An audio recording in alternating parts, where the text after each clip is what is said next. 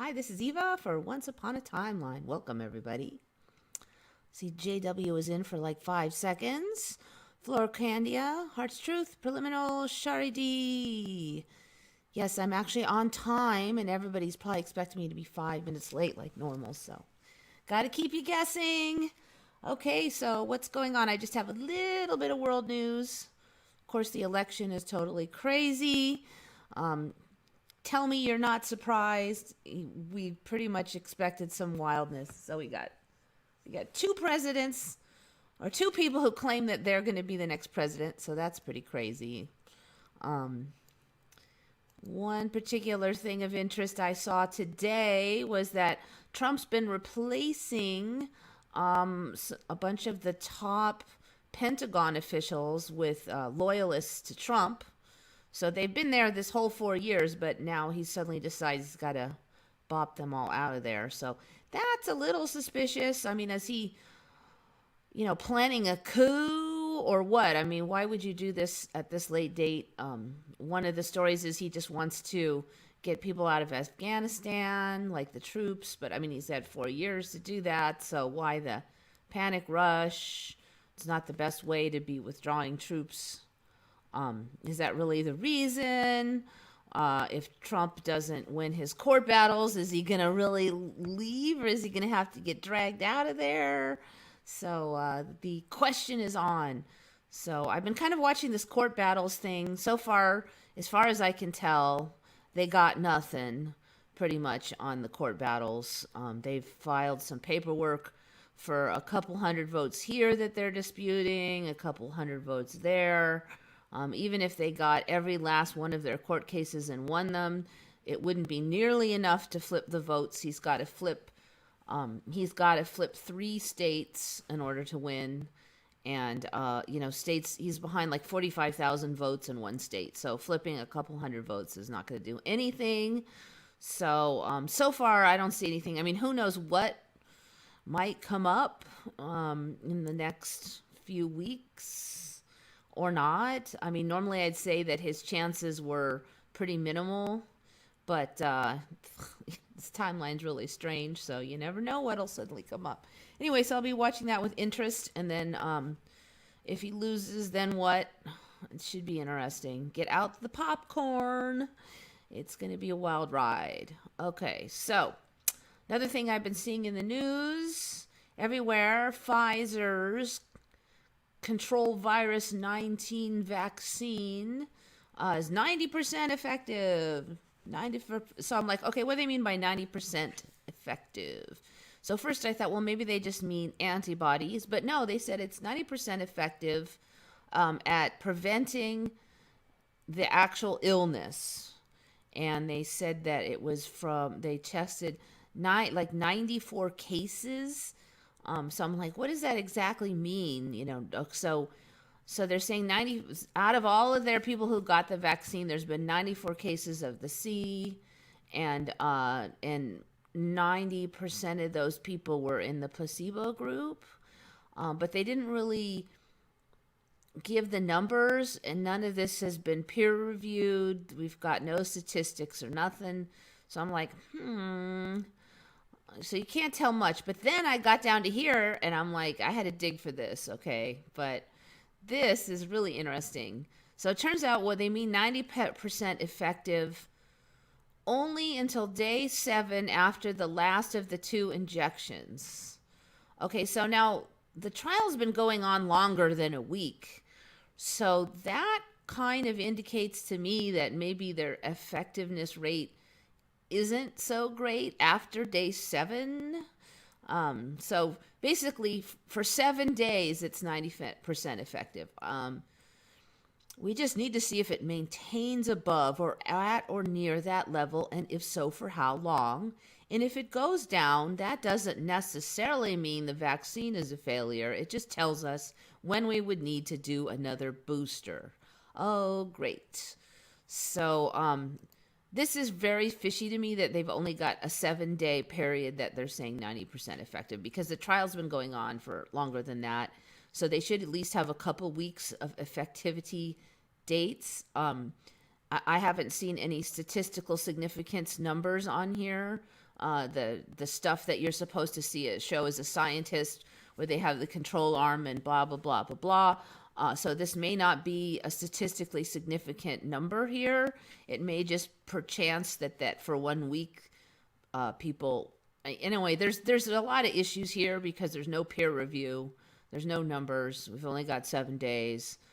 It could be just that they just crunched and crunched and crunched the numbers until they found a period where they could have a good looking number, which is something you're not ever supposed to do in real research, but something that is really, really common anymore, which is just, hunting for the data you already want to find, and you just keep hunting and hunting until you find it. So I'm really suspicious about this 90% efficiency.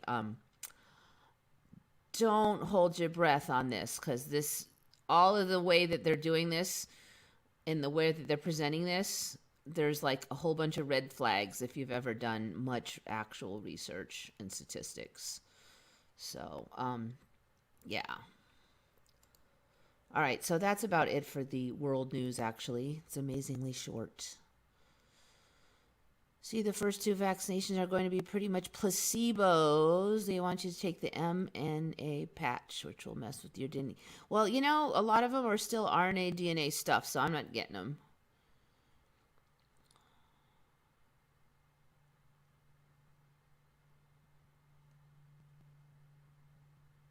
This is how CV works. Look hard enough and you'll find it. That's what surprised me. I'm like, okay, where's the catch? And I always find one. I'm like, okay, maybe it's for real this time. Maybe I'm just wrong, and I'm going to find that it really worked. Nope. Every time I dig, I'll find it. And sometimes I don't find it right away, but a couple weeks later I find it. I think herd immunity makes more sense than toxic vaccines. I'm more and more absolutely agreeing with you with the new CDC numbers is 99.9% survivability. It really is very, very similar to flu as far as the death rates and stuff. And it's hard to tell exactly because they're fudging the numbers a lot. But it may be, there's more and more indications that really is basically a flu. I definitely trust my own immune system more than their funky, endless vaccines. That's for damn sure. Especially if their 90% effectiveness only lasts for 7 days and they're already talking about boosters.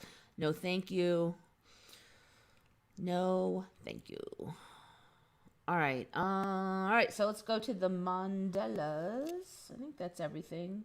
Oh, there's one other thing I wanted to mention. I heard on some other channels that the censorship has spread because first it was just pretty much Facebook and YouTube, but apparently Discord has been deleting, and Discords are private groups too, so they're not really going to get a lot of media attention because you have to kind of be invited to go into a Discord group. But like Ice Age Farmer, his Discord group was deleted. And they mostly just deal with like farming and food and canning, kind of prepper stuff. But I mean, I'm not really on there, but I've definitely seen some of his videos. And basically he's concerned that there could be food shortages. And so he's suggesting that everybody stock up and like that. But it's not exactly, the most extreme stuff that you would really expect to be deleted. So I was really surprised at that one. So Discord apparently has agreed to be deleting the same kind of stuff that Facebook and YouTube are deleting. Also, Apple Messenger and all apps that are allowed to be in the App Store must do the same. If they don't agree to the same things that YouTube and Facebook are doing, they won't be allowed to be in the Apple App Store. So that's going to be most apps that ever will be successful in the near future, then will have to do that. Sony PlayStation has also agreed, and all Sony products will be doing the same. And some of these are private, some of these groups, these hosts are hosting private groups. So it's really spreading now. something to be concerned about. And it seems like the kinds of things that they are censoring are expanding beyond just the obvious. So yeah, definitely something that I do not like to see. Okay, so yeah, Pfizer, yeah, they don't have a very good safety track record, but most of the big pharma doesn't.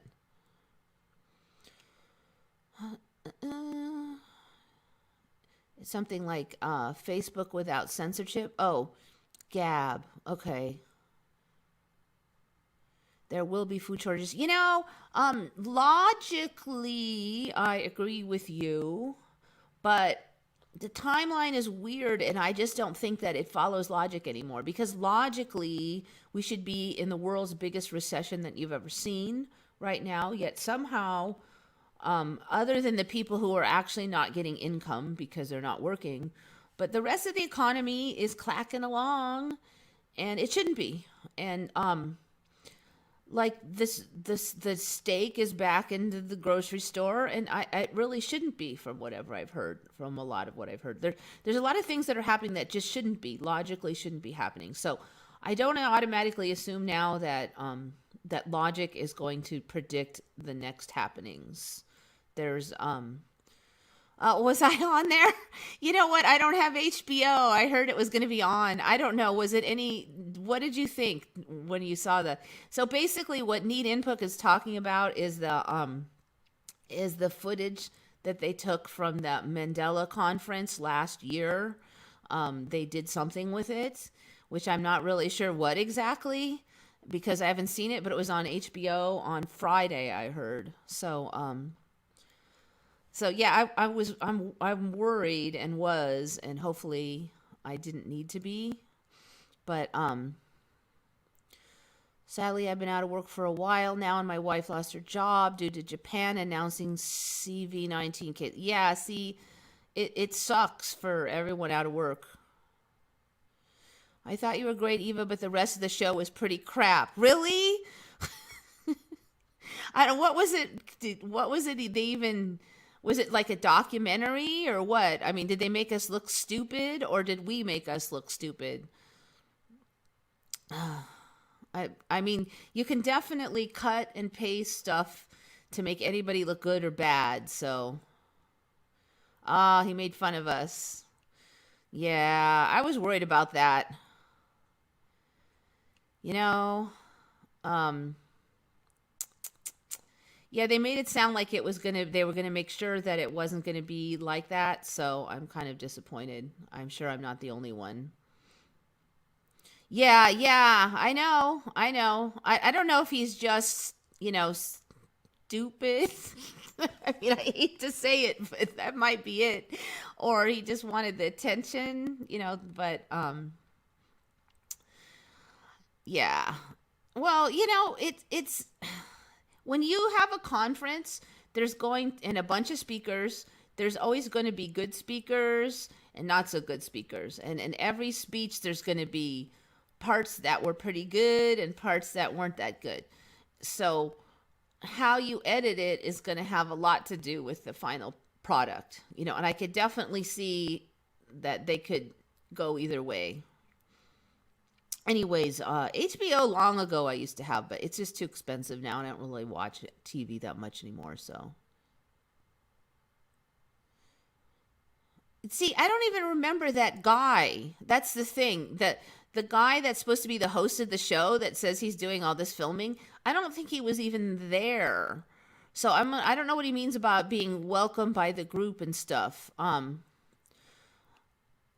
Like, all it was is we had a conference, and there were speakers, and then there were people from the audience asking questions, and then there was people in the back filming it. But the people in the back did not ask any questions or interfere at all or have anything to do with the show. They were just silent filming people. So this host guy from the show, I mean, I don't remember seeing him there. That's what was weird, is I'm like, so I think he's just faking that he was there. That's why I'm kind of curious what the show looks like. Chris Anatra was there, of course, but I don't remember this host guy. I don't think I've ever seen him before. I'm trying to think if I saw him in the audience at all, but apparently this host guy, the way he does his show is he's supposed to be doing these things himself and reporting on them, and I'm like, I don't think he was there. They don't care about the money. They print the money. See, the thing is, Ghost User, is if they print money. Okay, we're talking about the economy again, in case you guys are getting whiplash. If they print money, there should be logically, according to what we learned in economics class, hyperinflation by now because they printed a crap load of money. And there is none. There is no hyperinflation. Prices of a few things went up, but they've been going up for years now, like food. But they haven't gone insane.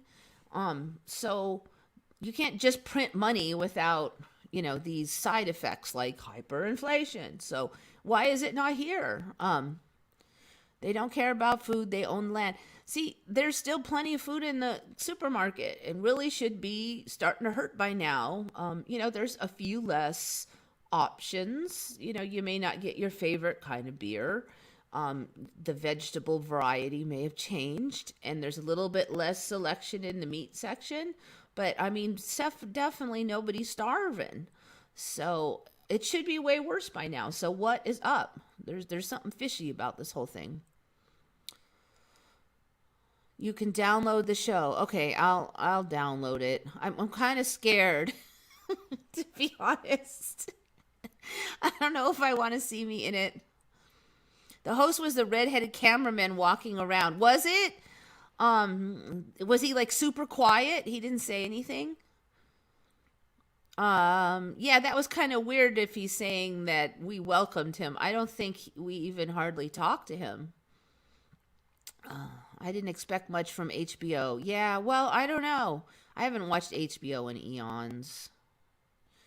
Yes, it was quantum businessman Chris Anatra. His conference, and he was supposedly organized all the filming, and he was supposed to be in charge of how the show was put together. So yeah, well, the only thing I can say is this, that bad publicity, they always say bad publicity is better than no publicity. There's still going to be people who are going, Mandela effect, what the hell is that? Google, so there's more food in supermarket than before. Not for me, it's a little sparse, but nothing to worry about so far. So yeah, preliminal, apparently they didn't make us look too good on the show, the HBO show. I don't know. Oh, Dark Wolf liked it. Okay, I'll have to check it out. I know that the Mandela Effect community are definitely very harsh. I would say that they are very picky viewers when it comes to Mandela Effect, because we have our opinion on what it is, and what's on TV generally does not perfectly mirror our opinion. So in my experience, like for instance, the X-Files episode, I really didn't think it was that bad. I thought that it showed some real Mandelas. At the end, they did actually make it was look real, kind of, and I didn't think it was that bad. But I know a lot of the Mandela Effect community hated it, so I'll have to just see. The only part of the conference I didn't like was the lady who talked about portals and witchcraft. Yeah, the thing is that, like, there was a lot of stuff at the conference that really wasn't very Mandela-like. So I'm not really surprised that got in there.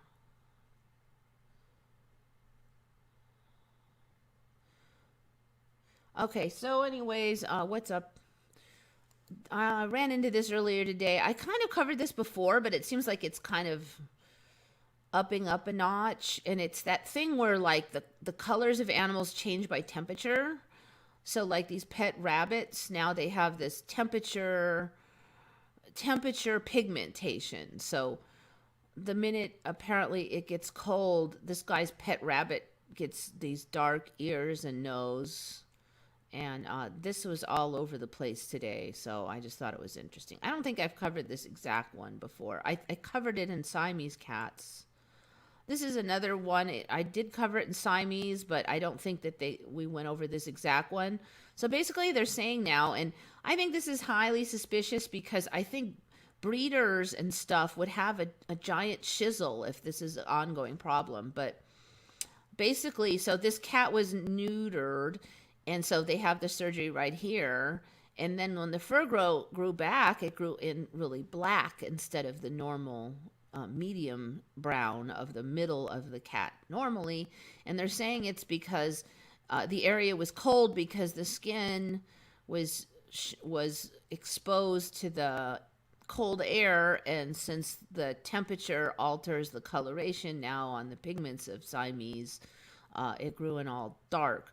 But the thing is, if you were a breeder and you were showing your cat and they had to have a surgery or something, I mean, it would be a big problem if they, like, say they got a cut and then you shaved them and it all grew in this dark color, because then you can't show your cat with a giant. So here's another one where this cat had the side shaved and it all grew in the super dark brown. And you can't show a cat with a giant rectangle of black hair on its side like that. So this would be a huge, massive problem anytime a show Siamese ever had to have any stitches or anything. You wouldn't be able to show them for like a year or more, because they're saying this fur will slowly change back to this color as these old black ones fall out, and then the new ones would, I guess, because it'd be warm again because it's got fur here now. So the new fur it'll slowly change back. So they're saying, well, you could try putting a sweater on it so it would be warmer when the fur grew in. But then wouldn't the fur over here then grow in even lighter if they have a sweater on the middle? Not to mention the hassle of trying to keep a sweater on a cat. Anyway, so this is just really, really fishy to me. But I think I covered that a couple of months ago. It seems to be becoming more and more of a thing, though, with these color changing animals. And when I was on here, there was oops, that's not it. There was just this slew of people that were just saying, oh yeah, my cat had that, and my dog had that, and my rabbit had that. And I'm like, what the F? Because I have freaking never heard of it. So yeah, weird. All right, so the other thing is, we talked about the shift about 2 weeks ago, and I should have done it last week, but there's been a lot of changes to my indicator photos. So I'm going to go through that later in the show, because I think it was a pretty big shift. I haven't seen this much movement in the indicator photos in a long time. So I think we did have quite the shift. This is an interesting one. I've been suspicious of this. Used to be if dogs were missing both their front legs, then they couldn't walk. But I've seen now dogs will get on their back legs and they'll walk like people. And didn't used to be able to do that. So apparently now cats can get on their front legs and walk like by handstands. This cat apparently does not have functionality of the back legs. So it just flops up on its front legs and walks along like this. Looks ridiculous. He can do it for quite some distance. I'm not going to play too much of it because I don't want to get you can basically see that he can travel around for a while. All the way over to there until he finally decides he's tired and plops back down. So, no, cats couldn't do this before in my old timeline. I don't know if it's the new shoulders or just the core strength needed for that, though, and the balance is pretty impressive. But I suspect that the shoulder alterations that humans have gotten, they've also been in cats and dogs, and other animals are allowing them to have better mobility on the joints there.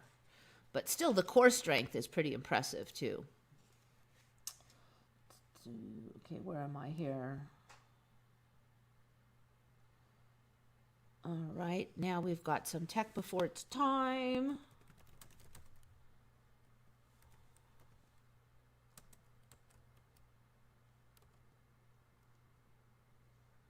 Let's just do this one.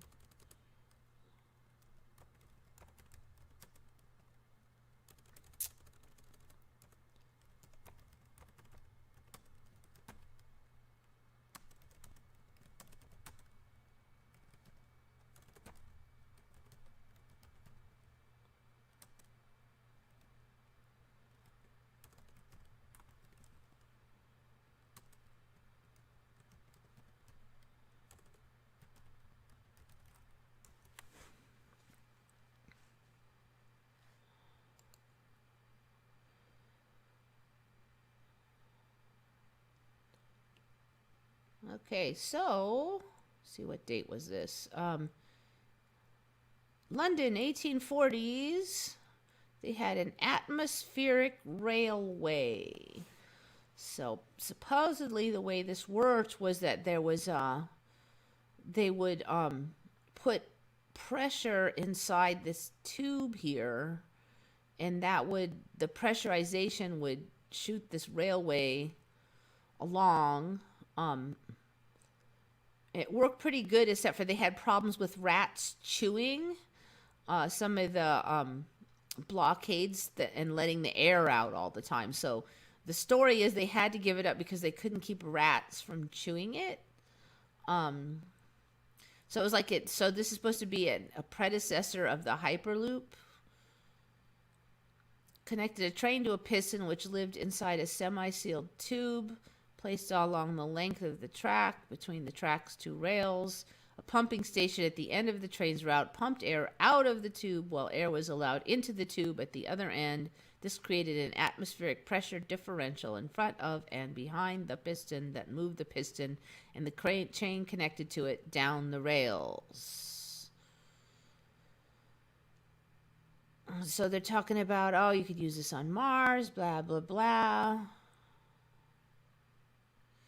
So the main issue was sealing off the railway's pressure tube, and they used leather, and they're like, oh, the rats were chewing the leather. I don't know. It seems a little fishy. It seems to me like you could just put some like bitter flavoring on the leather or some poison or something and fix that. But nope, supposedly not. I find that unlikely that they couldn't find any solution to it. But anyway, I think more tech before its time. 1840 looks pretty snazzy.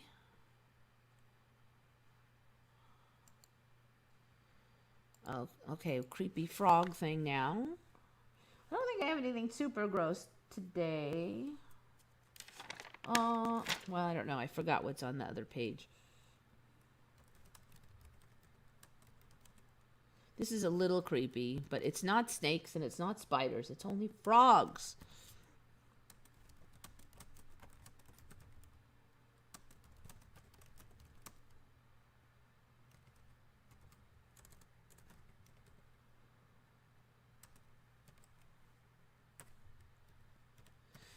Creepy frog things. Let's see if we can find this. Yes, there it is.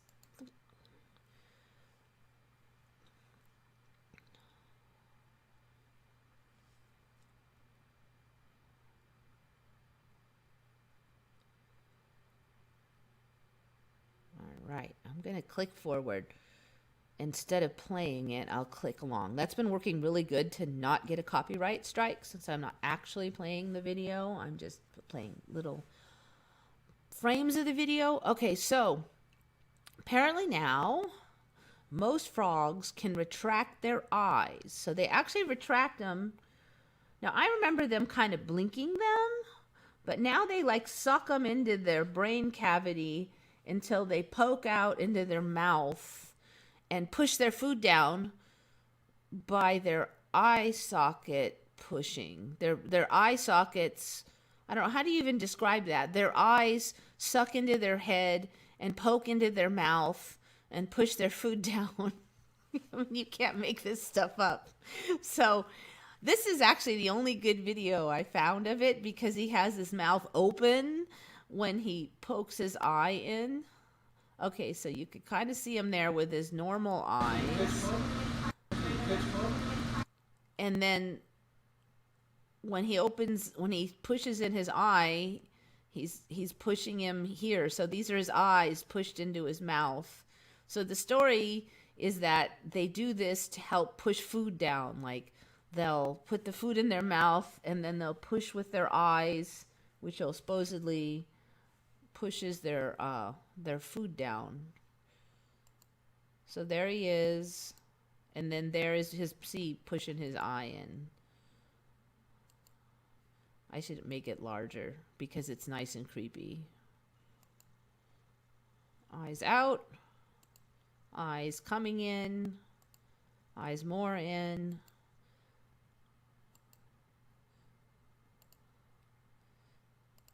Eyes super in. You just can't make this stuff up. Who's writing these scripts? I don't know. They got more imagination than I have. I would have never thought of this stuff, I don't think. So yeah, and then I did some research, and they were saying that they supposedly researched that frogs most frogs can do this, and the frogs that could do this only had to swallow like half as much gulps as the frogs that couldn't, because supposedly this helps a lot, is the story. I don't know. Okay, whatever, people.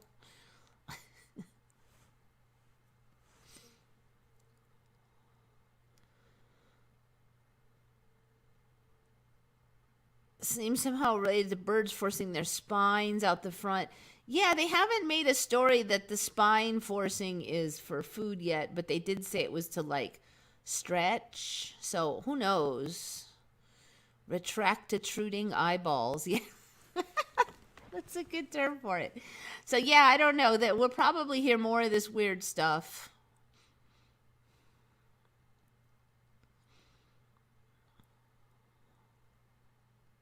Never seen frogs doing it. I don't remember, my friend had a frog. I never saw him. They would blink. I never saw them suck in their eye, though. That's creepy. You could see the eye's not at the top. It's gone. It sucks away. Wait, get down there. I mean, you could see there's the eye, and then there's no eye. So if you had a frog that did this, you're definitely going to notice that the eye is gone. Even with the mouth shut, you can see that the eyes have been like pulled in.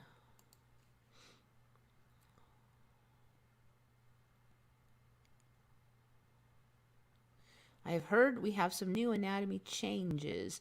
I don't know. I wouldn't be surprised if there's something going on with the hips. Seems like my hips are weird. One side hurts, then the other side kind of hurts, but not all day. This is classic Mandela, because if you injure your hip, it hurts all day. It doesn't just hurt for a few hours and then stop, and then go over here and hurt for a few hours, then stop. So it smells like Mandela. Apparently I have finally arrived, but there's no guarantee I'm actually here. Because you might be halfway over to there by now. Who knows?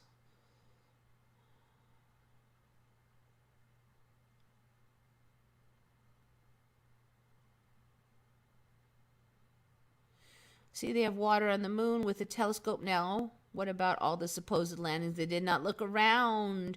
Yep, that one's been on a lot. The water in the... Oh, Divided We Falls in. Hello. Yeah, the water on the moon. Let's see. Movie films from 1890. Really? We have those? Because the first film was 1888, last I checked, which was like a year ago. Let's just see when the first film is. First film ever. Let me see if it's still 1888.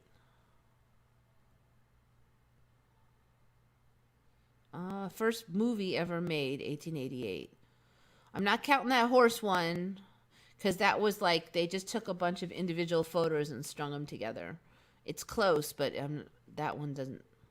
I saw that one last time.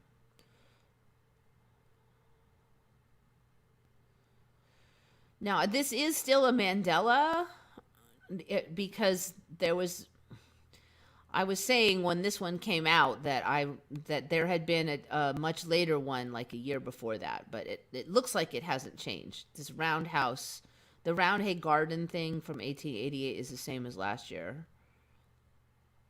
Roundhay Garden scene, world's earliest surviving motion picture film.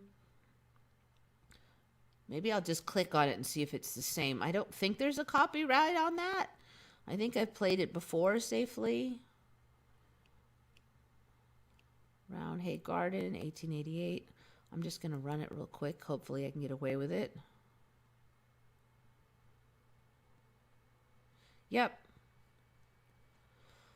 Looks like it's the same. Okay, so there hasn't been any changes in the first film ever made for like a year for me.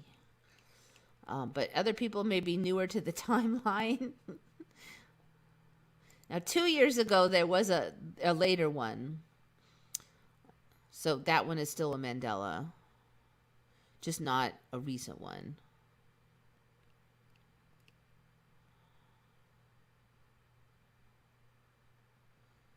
My own back and knee injuries are gradually changing into bolstered bits. Okay, I guess that's good, bolstered bits. I'm not exactly sure what that is, though.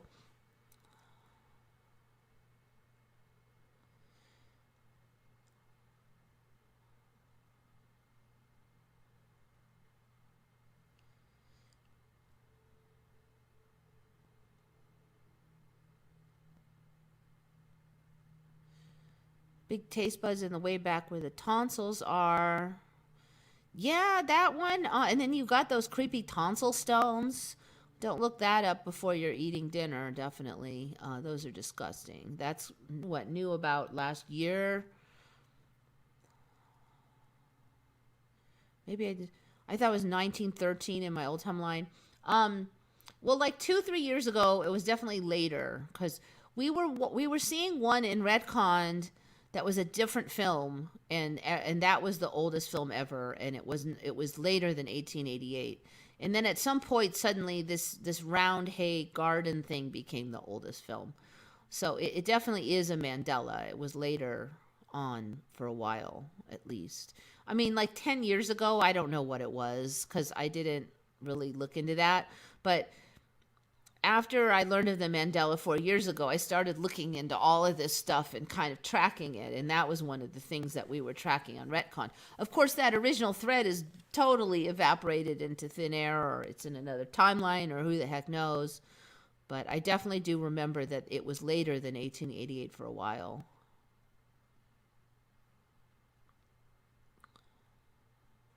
White skull spider. There's so many like that now. There's like man face bug. I'll show you that one. Some of these I even sell. So it looks like Elvis. And I buy from the same vendor, and suddenly he'll have this stuff that I swear he's never had before. See, it looks like Elvis. There's a mouth and the eyes and the hair. And I swear he never had them before, but I asked him, I go, oh, how long have you had that? And he'll be like, oh, yeah, I've always had that. I'm like, no, you didn't. You did not always have that. Skull face spider. See, you got to have a spider on here. It's not my fault now. This time it's your, ew. Is that, no, that's not a real one. No, that is a real one. Ew, it's pretty creepy. All right, I'm pretty sure it's this. And it really does have a skull. False widow spider. It's a false widow. Nice.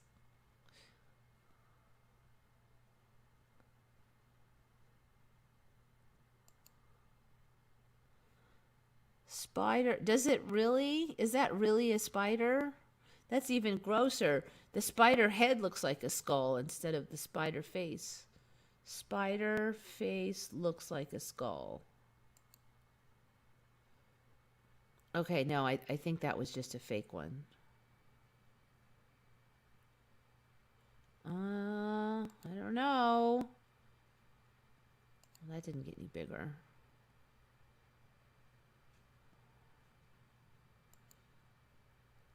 Kind of hard to vet these without the scientific name.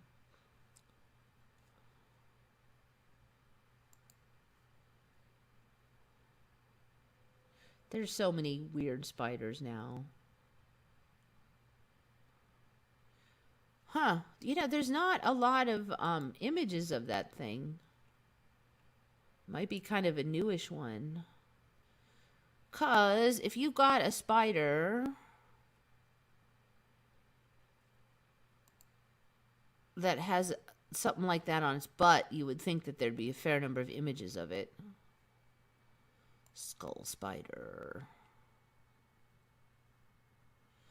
Steatoda nobilis. All right, let's click on that and see what it is.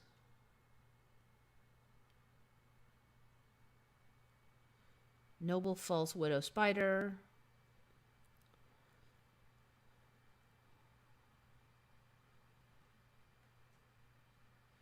The bite of most people would be a little different to a bee sting, and there are currently few definite recorded occurrences in Britain since 1979. Okay, so it stings, but it's not real bad. I don't know why they call it false widow. Maybe it's not fully related to the black widow. Yeah, there's so many weird spiders now. There's that weird dancing peacock spider. That thing's really weird. Not sure if this is a real one.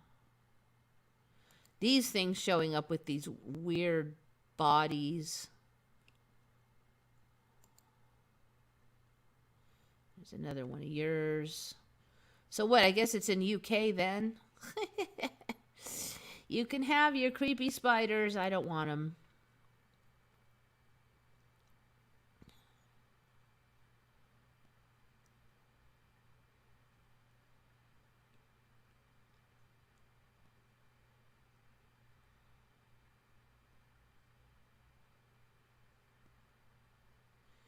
Oh, yeah, the gold bug that can color shift into a ladybug. Yeah, I almost had that one on the other.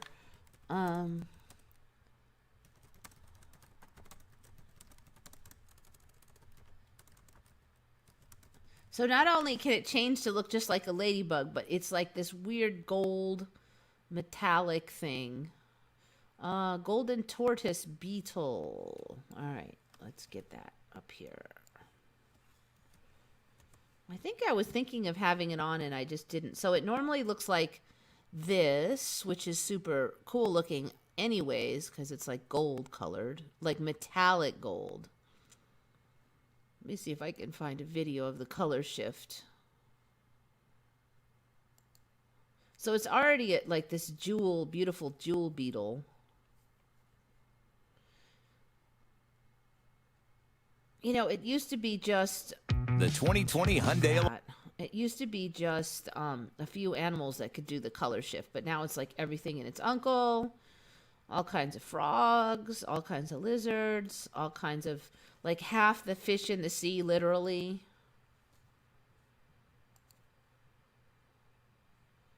All right, let's expand it. All right, so there he is normally. I think I'm just going to jump forward bit by bit. So he's going to slowly change his color. Theoretically. Okay, we're getting there. Well, that's not very helpful. All right, this video kind of sucks. But you can see he's like half gold and now he's half red.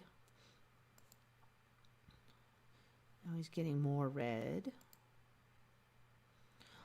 And you suck because you didn't show the rest of it. All right.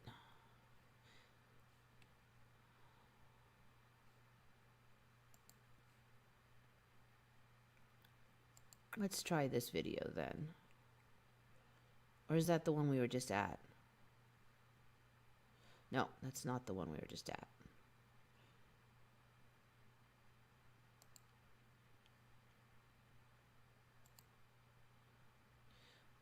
High quality cinematography here. There, that's a little better.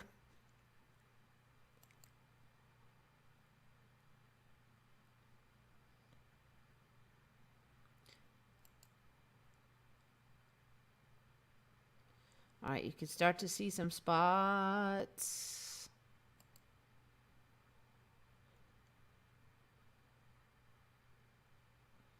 More spots. Now it's starting to get reddish with spots. This one's a better job. Can't see much. It's looking pretty close now to a, yep. Now he's changed over. He's almost totally ladybug style. Ironically, he looks like the old school ladybugs that I remember, except for his metallic head.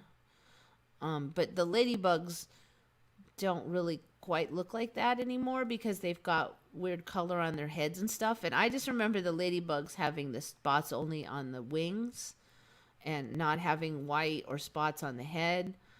But they do now. This guy actually looks like this fake ladybug looks more like a ladybug, except for with his wings open, he doesn't. But than the real ladybugs anymore. So yeah, those are really cool.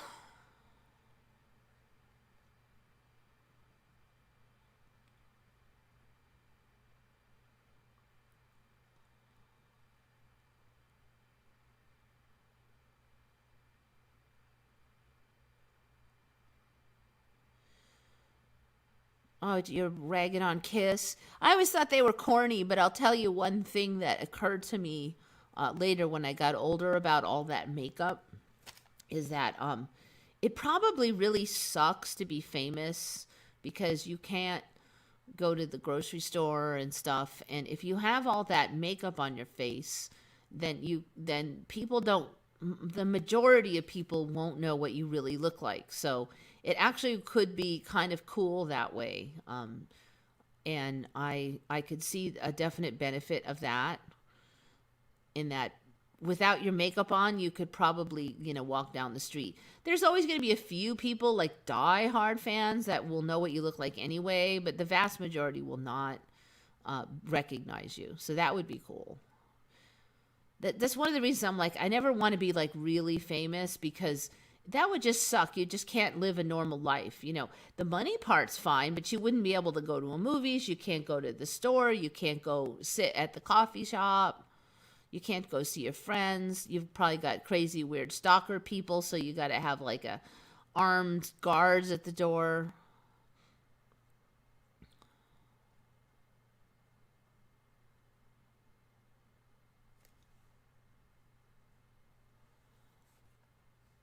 Do you allow grand unifying theories that correlate specific Emmys? It relates to your most recent vid and current comments. I don't disallow anything. I mean, unless it's like really evil or something. I mean, I don't know what's happening. I don't know. I have my theories. I may disagree with them, but I really can't tell you for sure what's happening. So yeah, throw it out there. What never changes in every timeline? The exact things across all timelines. Those should be the suspect things. We haven't really found anything that never changes. I mean, all mammals and people change. Insects, plants change. History changes. We haven't really found any items that don't change. Even antique items change. A new ones show up.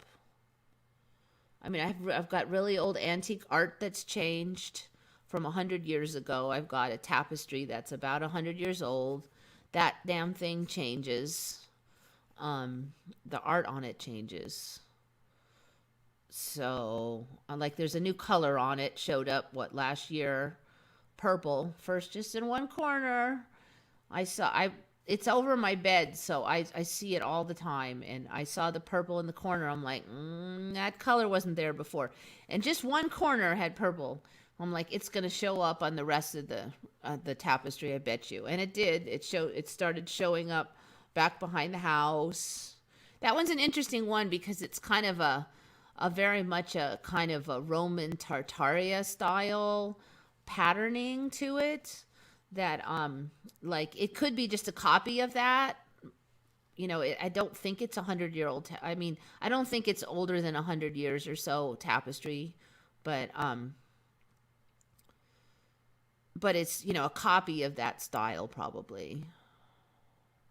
He's a ladybug. Well, who knows in this timeline? I don't know. Vanessa has a pretty good theory on what's happening. Well, lay it on me. I don't know, but I haven't seen anything that doesn't change. I still like the timelines converging thing. That's been a favorite from way back, but the timelines converging thing doesn't really preclude several other theories, like, some kind of Bible prophecy, I think is coming to pass, but that doesn't actually preclude some kind of evolutionary spiritual thing necessarily also being involved. And then you've got the Dolores Cannon splitting of the timelines, kind of the negative people go one way and the more positive people go the other way. All of those things kind of there could be like 5 or 6 of them, all basically kind of slightly different ways of looking at the same thing. So I tend to be thinking that multiple of those things are all true. The names stay the same, like stickers on a different item. No, my name has changed. Apparently, according to a bunch of people in this timeline, it was Eva, and my name is Eva. But they swear that I told them my name was freaking Eva.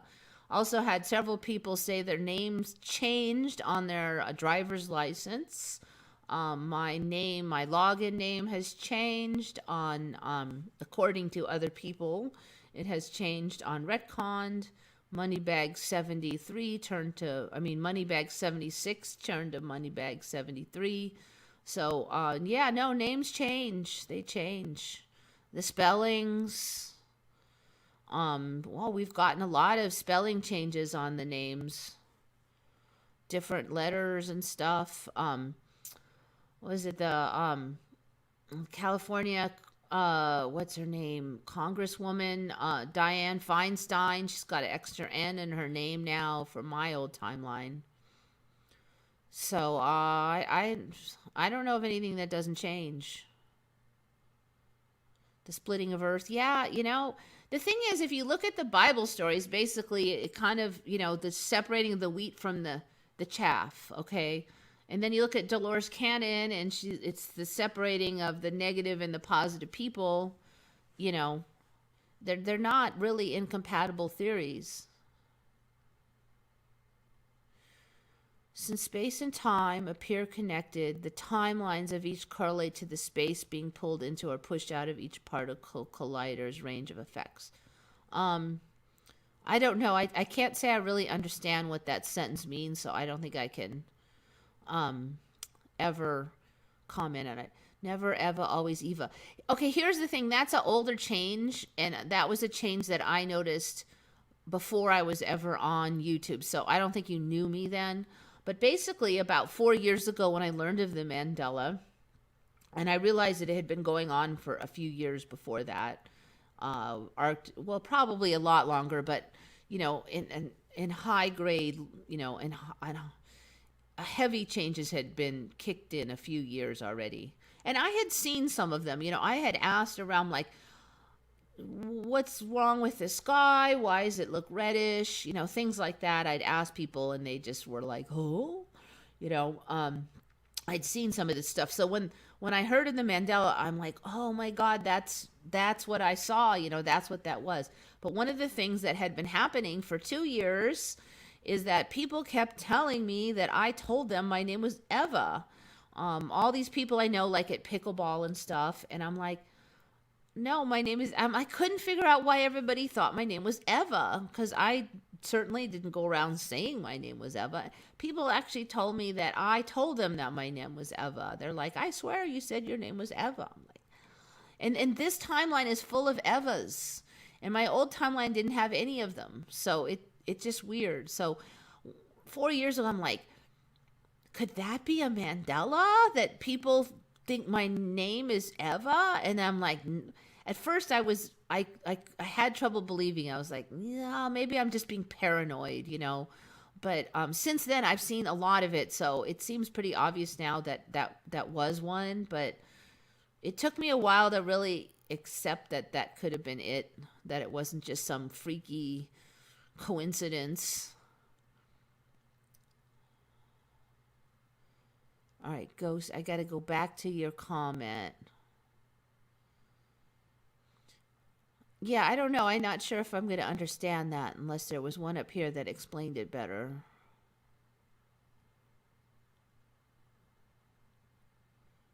There are now over 30,000 new particle colliders spread over the continent. Yeah, that's an older Mandela. Some appear to push out landmass away from them. Others seem to pull landmass toward the hole. Okay, so that stuff, I mean, like, where did you get that from? How do you know that they appear to do that? I'm just curious. Is there some place online where you can see that? Or where did this theory about some colliders push out landmass? Because I've never seen that. That's interesting concept, but I've never seen any evidence of that. Like Trump exists in every timeline. Well, he's in every timeline you've seen, but I mean, that doesn't mean he's in every timeline. I'm in every timeline I've seen, and so are all my friends, but I don't know. I mean, that's one thing we do know is that people close to us follow us through the timelines. Like, it's like we go to timelines where the stuff near us is similar. My house exists in every timeline I've been in. But to total strangers, one of us may not have existed. So it seems like we do shift in groups of our close people. But see, like, we don't know Biden exists in every timeline. We only know that he was in the timelines we've been in.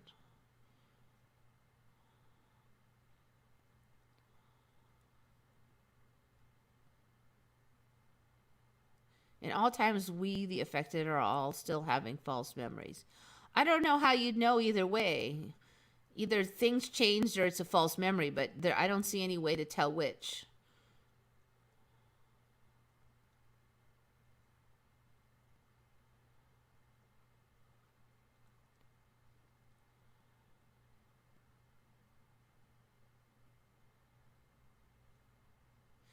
There never were pictures of people with face masks in the 19. I don't think there was either. I've never heard of those pandemics. I mean, there were pandemics way back, like the bubonic plague, and there was like some like that, like way back. But there wasn't like the Spanish flu was not a pandemic. Those recent ones in this decade were not pandemics. We didn't have any recent pandemics in my old timeline. The Hong Kong flu and the Spanish flu were not pandemics. They were actually kind of a joke. It's just like if you got an extra nasty flu, you got the Hong Kong flu. But it wasn't like a pandemic. It was never anything serious. Nobody wore face masks. There wasn't this weird plague thing during World War II. That's totally weird. For me, for me. I swear Moneybags had brown eyes. You may well be right. It's just not something I'm sure of. I know I was suspicious about those eyes for a while. I saw his face up close and I'm like, I just don't remember them being that, kind of striking. But then I was like, well, I'm not sure if I saw his face so up close before. But I would not at all be surprised if that is accurate. It wasn't something I could be sure of. So that's why I don't talk about it. Because if I'm not fairly sure about something, I don't like to say it's a Mandela, even though it may well be.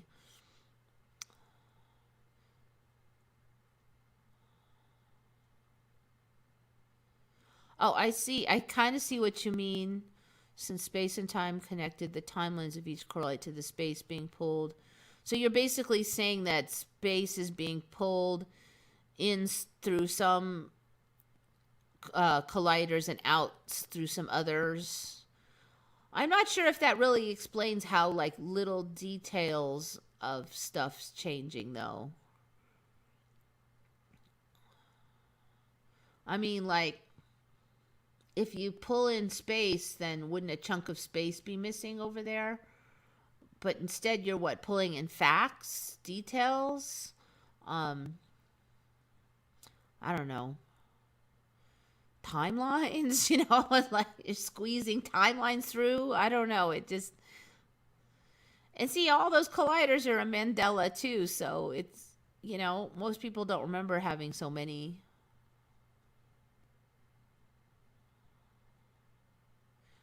I don't know on the colliders thing. I'm not saying I know for sure, but I'm not really sold on them being the cause of it all. They seem more like a symptom to me.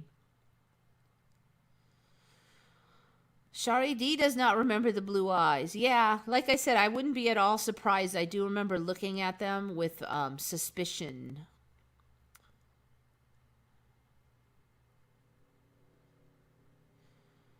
Could the eye change be editing? I doubt it's editing. He's just not the type.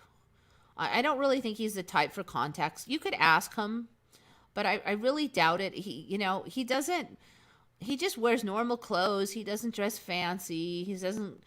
He doesn't do any of that stuff. So he's just not the normal kind to put like contacts on, colored contacts. I don't think so. Revelations. Yes, definitely was an S on there for me. I mean, you might want to ask him, but I really would be surprised. I mean, like when we had the conference, he didn't even have his photo was for the conference was just him holding out his phone, taking a photo of himself. I mean, he's not putting in any special effort to be fancy in any way. So usually people like that aren't putting in contacts. He seems like a real kind of down to earth, this is me type. The amount of UFO sightings are huge.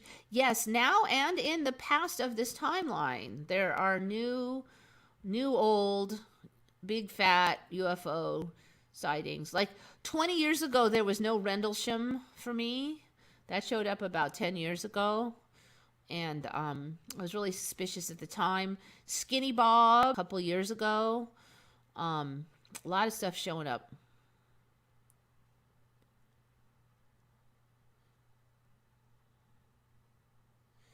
Have you ever considered D-Wave and Randonautica are connected in a way to change tiny things in the world, like a way for a computer to merge with people's intentions in a quantum way? I am very suspicious about Randonautica. I'm not really sure how it's... Okay, if people don't know what Randonautica is, basically it's this app thing that you go on there and type in about where you live approximately.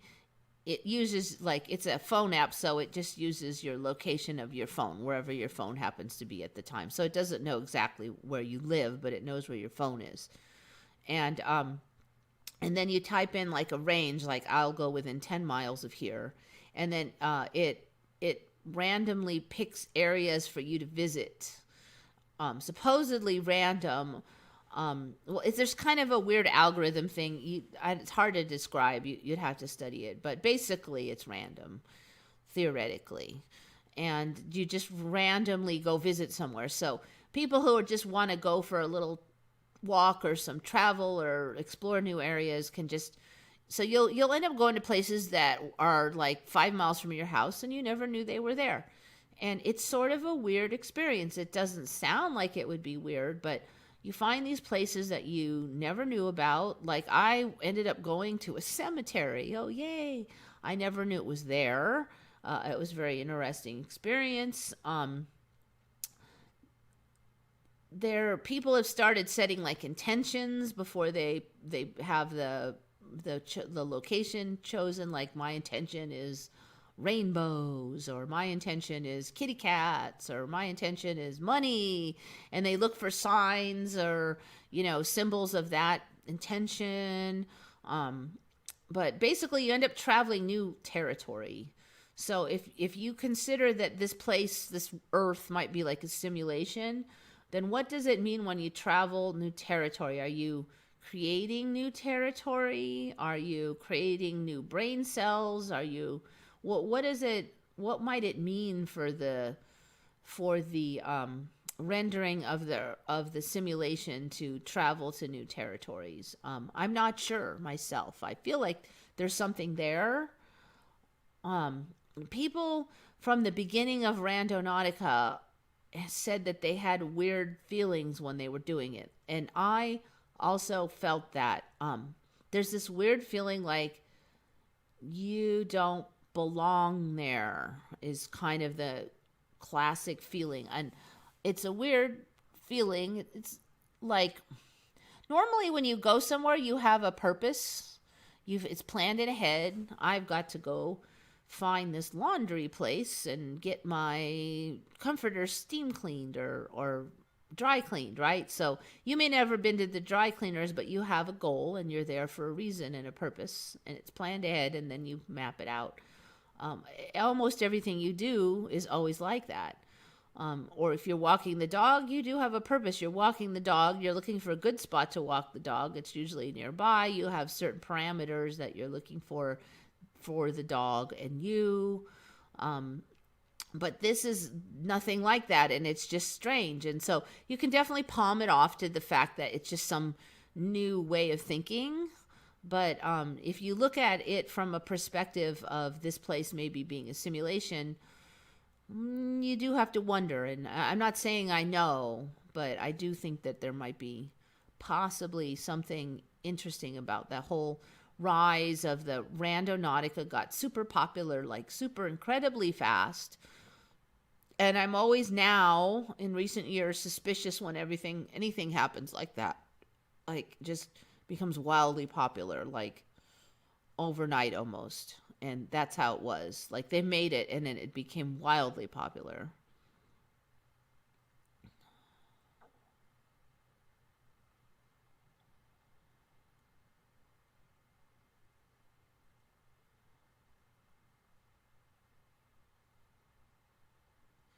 The watcher change. Yeah, like the watcher, like the double slit experiment. Yeah. Going there. Are we creating it when we go there?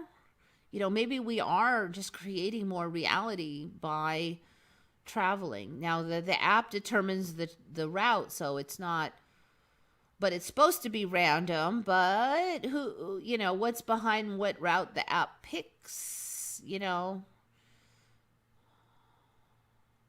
I mean, who was it? It was actually Mandela Affected channel like 4 years ago. It said, have you ever just totally randomly traveled around with absolutely no goal, just jumping on a bus and going wherever, and you have and just spur of the moment, just like you didn't plan it ahead. You didn't say like, tomorrow I'm going to go drive around. You just like suddenly went, right now I'm going to just get in the car and drive randomly. And he said, it's an interesting experience. And he had some interesting experiences when he did that. And people never do that,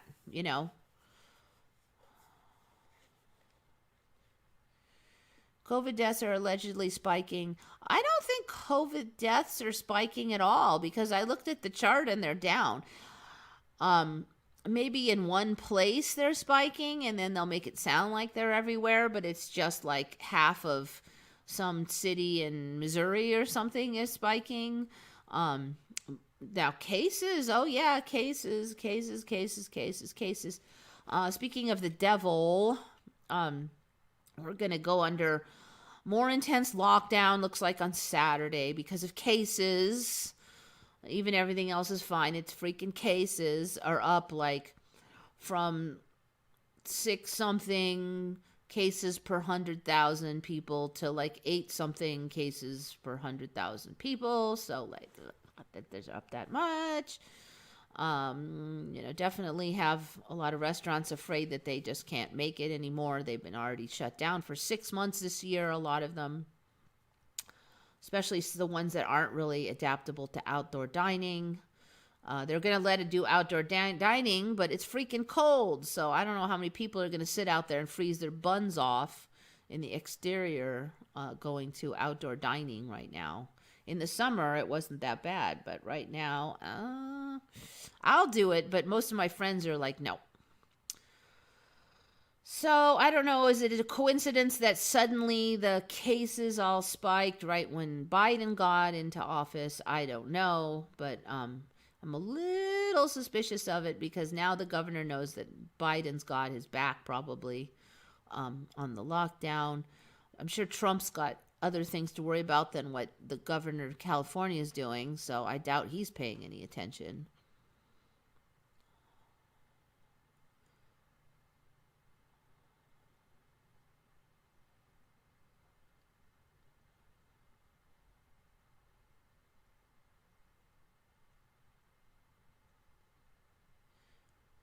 I do off pass all the time when I have time to waste. Like Google Maps says how to go somewhere, I'll be like, no, I'll drive this way. Yeah, you're probably in the minority. I mean, I'm sure there are some people who do that, but it's not common. There's a person who is in every timeline without change, the Queen of England. I don't agree with you on the not changing. In fact, Mandela Affected was the first to notice one major change in her that I have totally noticed. And that was that she freaking never used to smile, and she looked like a crotchety old meanie in the old timeline that I was in like 6 years ago. And about 3 years ago, there was a lot of smiley faces of her, and she's really smiley now. And almost all of her photos, she's smiley. So there's one change. Another change is that she now has this funny tooth that sticks out at the bottom. That one showed up about like 4 months ago or something. So she's got a funky fanged out tooth on the bottom. Her top ones, you would think that she would have top of the line medical. I don't see how she would have a giant flipper tooth on the bottom sticking out. It's ridiculous. So there's another change in her. I can't say I was the expert on the Queen of England, but I can say that those two things have changed. She actually, I mean, I don't know her, but she actually looks, just from her photos, like a nice person now. She really looked like such a mean old hag before.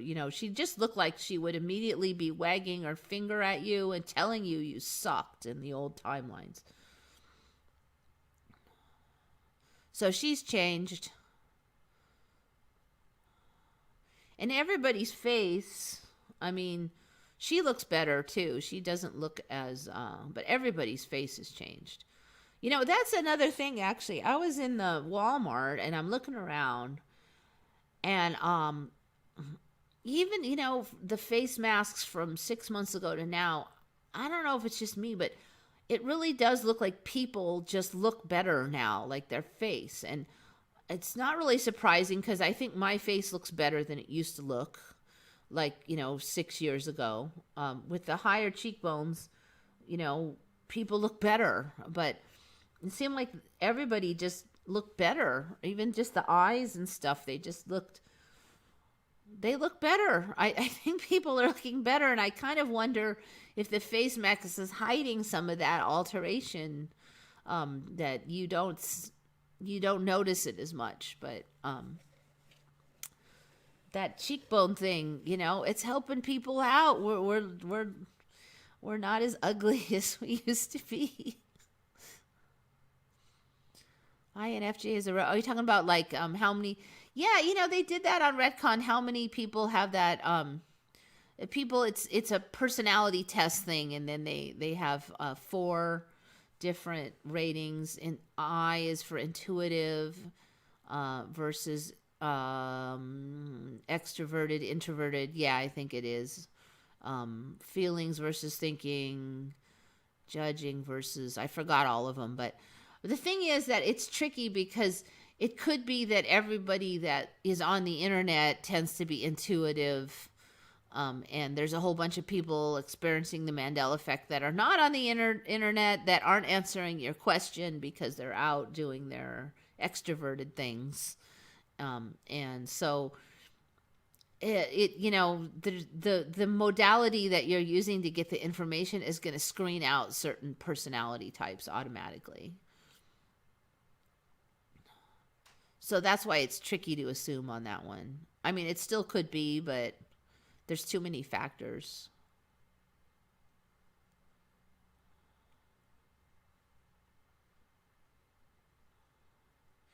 And also they do change. I used to be INTJ, but then the last time I did it, I wasn't that. I can't remember.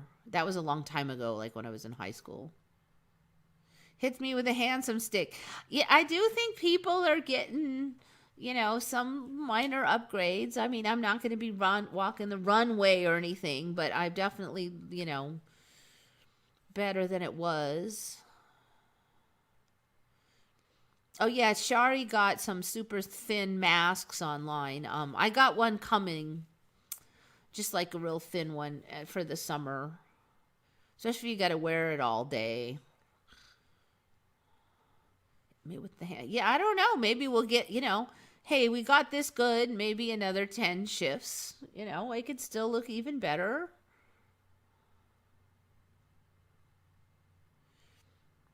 Only 1 to 2% in the world INFJ.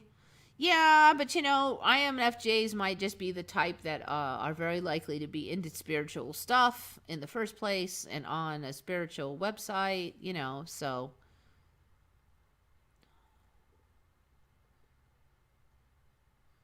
Don't we all behave differently in different situations? Yeah, well, they're not going to be 100%. I do think it helps because they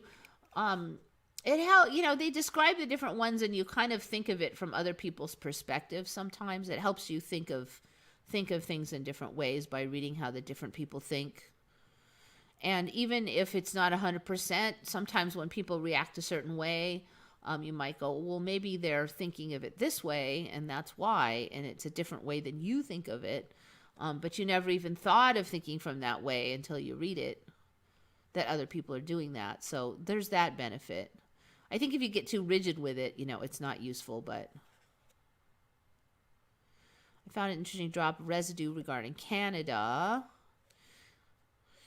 Well, where is it? Cough it up. Maybe they want us to get ready for the Sharia law with the mask. I do think it's hilarious that everybody was all freaking out over the burqas and now we've got the masks on. But I don't think we're going to be doing Sharia law in the near future. I think there's a lot of other more likely things that may come down the chute. But there's no money in Sharia law, okay? So that's one of the reasons I don't think.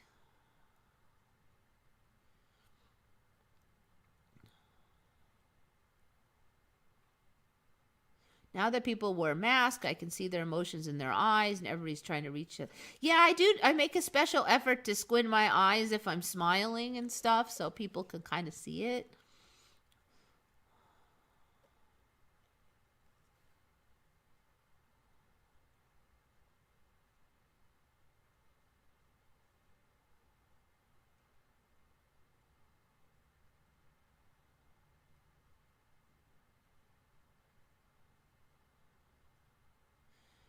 The ways our mind work and our values and morality is good to know. Well, yeah, the personality test is really not a morality test. It's more like just I don't know. You read up on it, it'll make more sense to you. It's not a morality test though. It's whether you're more into details or generalities. If you are more like quiet introvert type versus like the talkative and sensory oriented person. So like if you know someone's an extrovert, you might not buy them a book for a present because they're probably not into that kind of thing, just stuff like that. It's not really a morality oriented test though.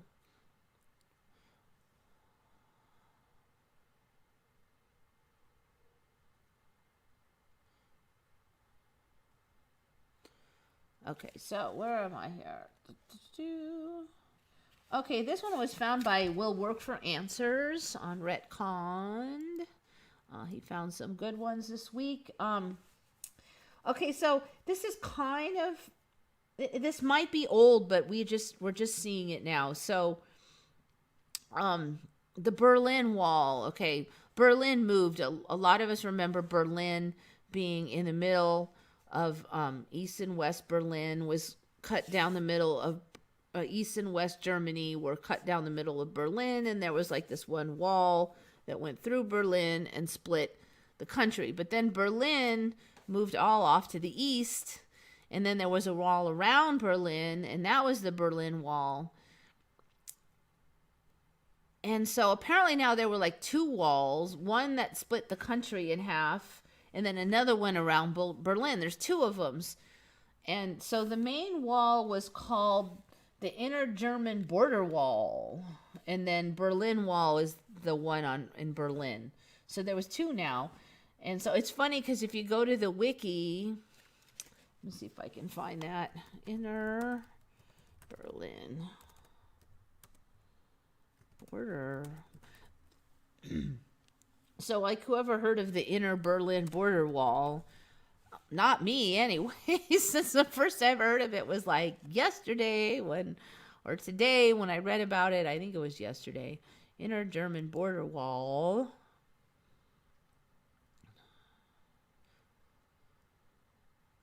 Was the border between the German Democratic East Germany and the Federal Republic of the West Germany from 1949 to 1990.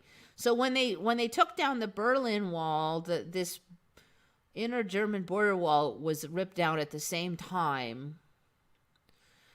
And so it did not include the similar and physically separate Berlin Wall.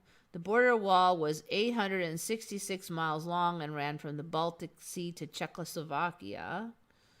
Blah, blah, blah, blah, blah. The funny part is somewhere in here they said that the better known Berlin Wall was a physically separate, less elaborate, and much shorter border wall surrounding West Berlin, only 96 miles.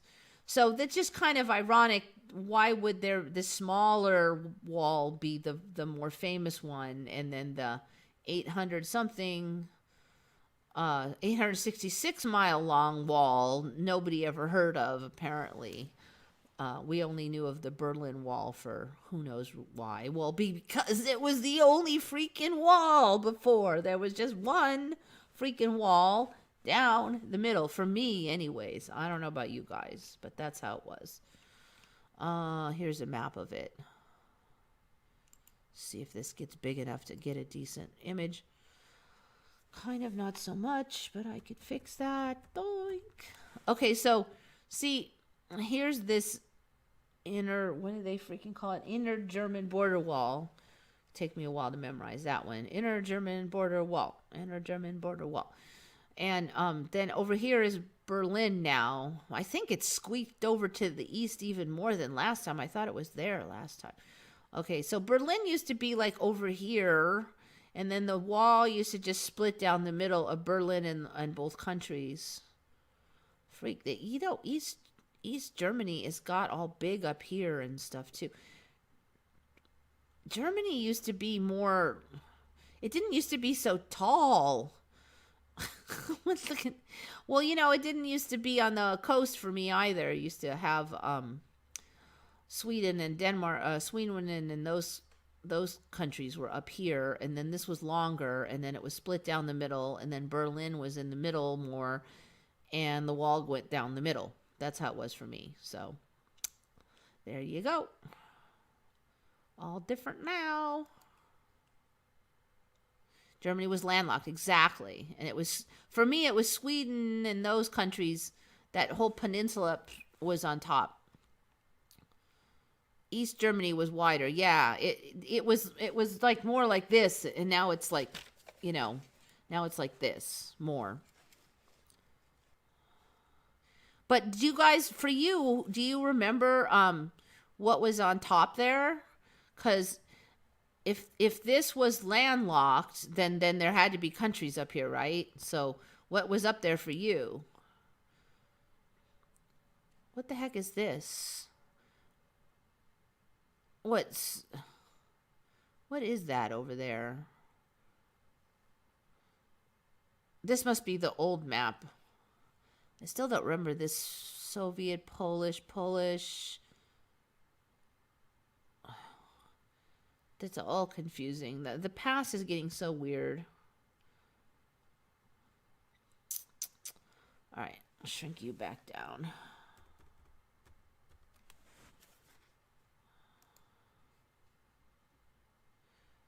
What the hell, the West German? Have you not seen that map in a while? I know. It keeps morphing. That Germany is wiggles all over. I always thought Germany was landlocked. Yeah. No, that one's, what is that, like a year ago, even more maybe, that we noticed that it wasn't landlocked anymore. And it was like 2 years ago when we noticed Berlin had scooted east.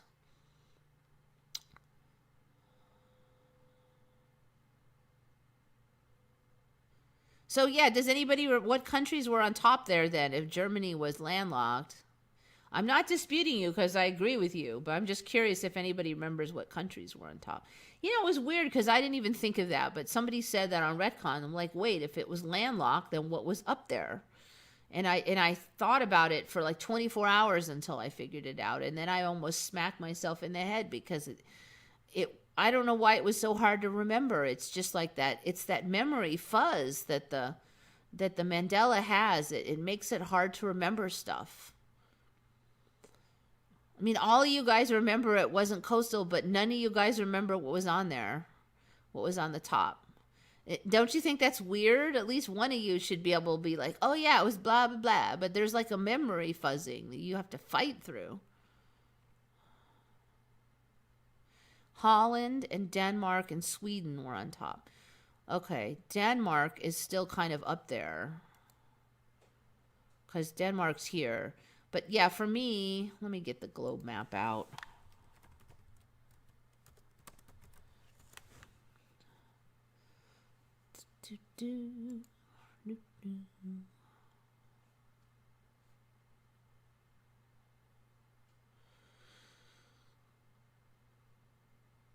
Loading.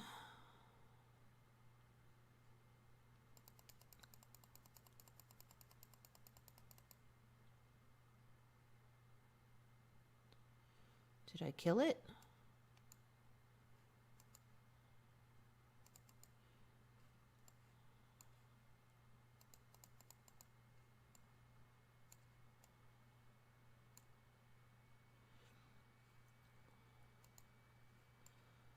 All right, so there's Germany.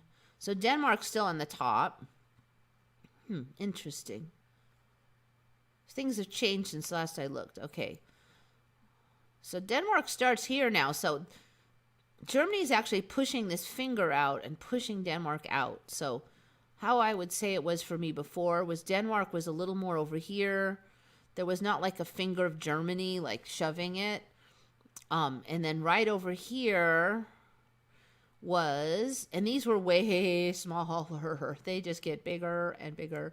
But Norway, Sweden, and Finland, they didn't have this weird shape. It was like, how did that go? So it was like Finland, Sweden, Norway were like there. And they were just like kind of that big. And they curled around and they still almost touched Denmark here, but they attached all in here. And they just kept getting bigger and bigger. And then one day, bloop, they were way over here on Russia. And they just keep getting bigger and bigger and bigger. And see, like, Norway is getting squashed over. No, when they first moved over here, Norway was not so skinny. And it attached over here. And then Finland attached here, and then Sweden, they all still attached along the bottom here. So Sweden's gotten pushed off, apparently, and now Finland. So all these three used to be kind of like sandwich layers, basically, they all attached to the mainland, but not anymore. You can see that that's changed. This knob has been growing and growing here. And they were just stuck on here without much Russia material. So the Russian material has been like encroaching. Norway is getting mashed like a pancake. It's going to be nothing but islands. It's starting to look like Chile now. It never was so freaking skinny. So it's just amazing to see this because these things were, they were just small countries the same size as Germany or Poland or even smaller. And now look at them. They're bigger than all the freaking Europe. It's craziness. Kazakhstan is huge, too. I mean, that's ridiculous. Look, it's way bigger than Mongolia now. I could go on forever about the map changes. Okay.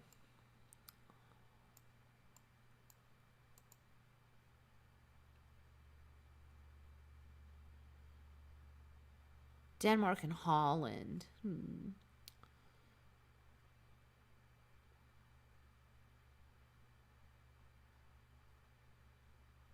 So if something like Australia changes, it will reflect on every map in history. Yes. Even your maps you have saved in your attic will change. That's what's so creepy about it. So it's not just like an online psyop or anything. And any traces of the maps will change. However, we have had some success in hand drawing maps that are not totally accurate but close. No tracing allowed. And those, I have been able to keep my old one that I did. I didn't do the whole world, unfortunately, but the map I made hasn't changed. I don't put it online, though, because I don't know if that will change it. Like, if it gets digitized, will it get grabbed? We don't know what the parameters are. So I've never shown it online. But I've shown people in person, like if I meet people at conferences and stuff. Hand drawing maps. Yeah, but you can't trace them. Definitely hand draw them and date them. Yeah, the map will change before your eyes just about. I mean, I'll glance away and I'll look back and it'll be changed. I actually haven't seen it change like before my eyes, but I've seen things change just, in like I blinked and they changed. I've had like I've pulled up Windows and looked at a sentence and okay, I'm going to use that on my show, and then I've went and gotten a glass of water and come back and the sentence was gone. I've definitely had that happen.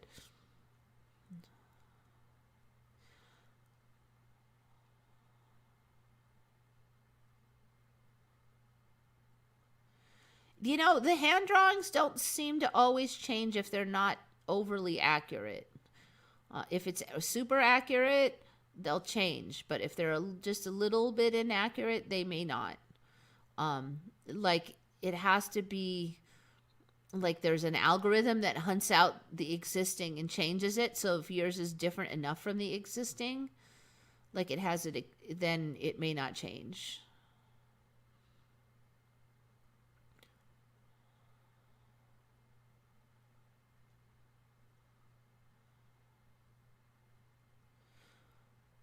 Anyway, that's what we've seen.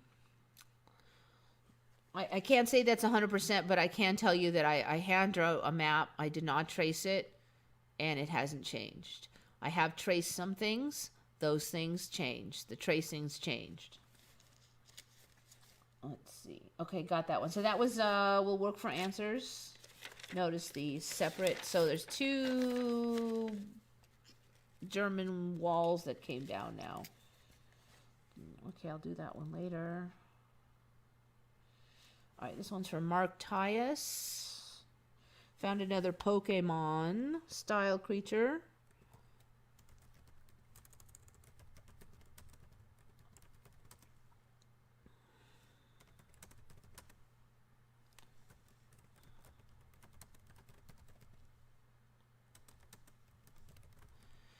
Scientists discovered 2 new marsupial species in Australia.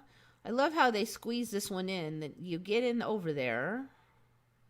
I think that's the one I was looking at. So basically, they're very cute little Pokemons that I never saw before. So at first it sounds like they just discovered it. But then they're like saying, oh no, we've already known about this Pokemon-looking beast. But we're decided that it's 2 different species. So they've discovered 2 species. I've never seen this thing before. It's really cute. And so they're saying it's 2 different species. The glider was classified as a single species, but a new study found that it was actually 3 different species, marking discovery of 2 new marsupial species. So kind of a interesting wordplay there. I call baloney They're all new, all three of them, or one of them, or whatever you want to call it. Try to slide it in there like this one was already known. I'm not buying it. Cute little beast. Some kind of gliding creature, possum-sized marsupial with big ears and a long furry tail. And the tail is like super freaking long on these things. Let me see if I can find another one. You don't really see how long it is in this image, but this is long. Because this timeline loves like super freaking long tails. Longer and longer. You'll see, I mean, like they'll get longer. Look at how freaking long that thing is. And this is supposed to be a glider. It's like the tail is twice as long as the body. I mean, check that out. That's ridiculous. You'd think that it would just like get its tail stuck on everything while it was trying to glide. Some of the animals that show up and their tail is long and then it gets longer and longer and I'm like, this is like one of the longest ones yet. It's craziness. Almost every creature I know has a longer tail now. I'm seeing dogs with longer tails. I swear the cat has a longer tail than when I first got him by like a few inches. Lizards have longer tails, I swear. My local lizards, and they're faster. They've got more pattern variation than they used to. All right, so that was found by Mark Tyus. Good find. This is another one by Mark Tyus. A little on the creepy side. Have you ever heard of dollhouse graves? So apparently there was this thing where they for a while they would mark the graves with a dollhouse version of their, like they would put, I don't know, how do you even describe that? They would just put dollhouses up as a grave marker for little kids. Of course, they're saying it's rare right now, but I have a feeling we'll be seeing more and more of these. Grave marks an unusual tourist attraction when it's the burial site of a 4-year-old girl who died in 1933.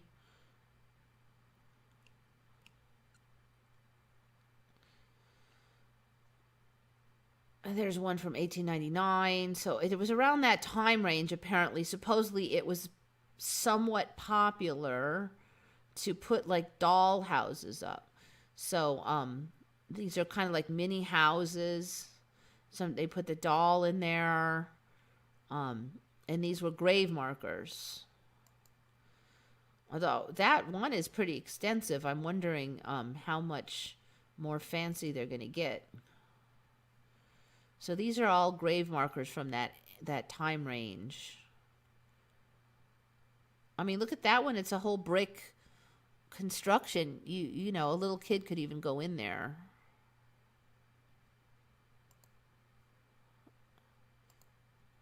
Check that out. That's pretty fancy.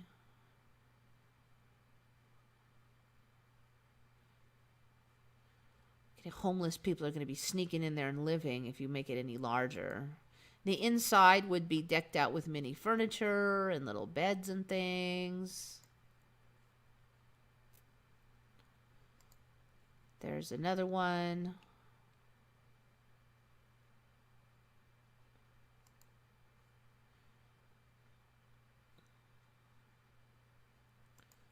It's the inside of another one.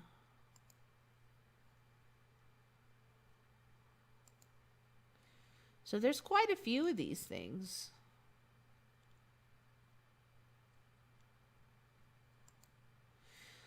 So yeah, I don't know. Some of this stuff you just got to wonder where's it going? I don't know. Is it just fanciful, weird stuff out of our imaginations?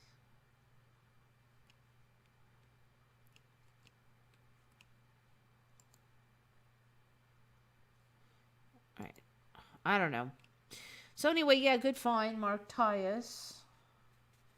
Some of this stuff I just like, where are we heading with this stuff? What's the point of this change?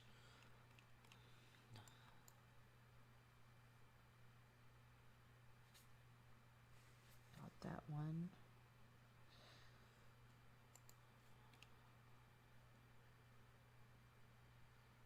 So the next Chucky movie is going to have those. Yeah, it's a little mini house. It's a dollhouse. A dollhouse grave marker. It's supposed to be for little girls who died. Was popular back in the turn of the century, supposedly around there.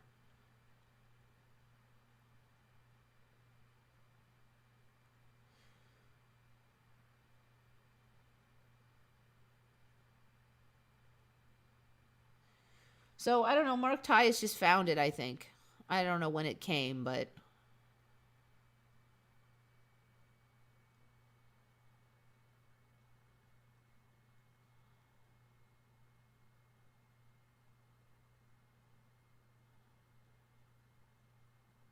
I'll see more monkeys, pointy ears. Oh yeah, and they're creepy like that too. You're right. I don't think I really remember monkeys having those really. I don't know. Monkeys have changed a lot. They're one of the animals that there's a whole bunch of really weird ones with really weird colors. And the bats. The bats are really freaky. Sheep's tails, yeah. No, they didn't used to have big long tails, but neither did cows, you know.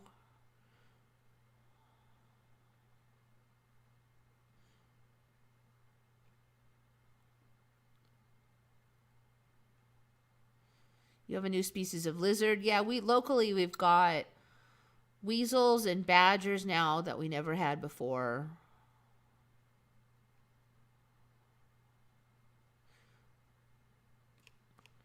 So anyway, first you get the Pokemon creature, and then you get the creepy doll houses.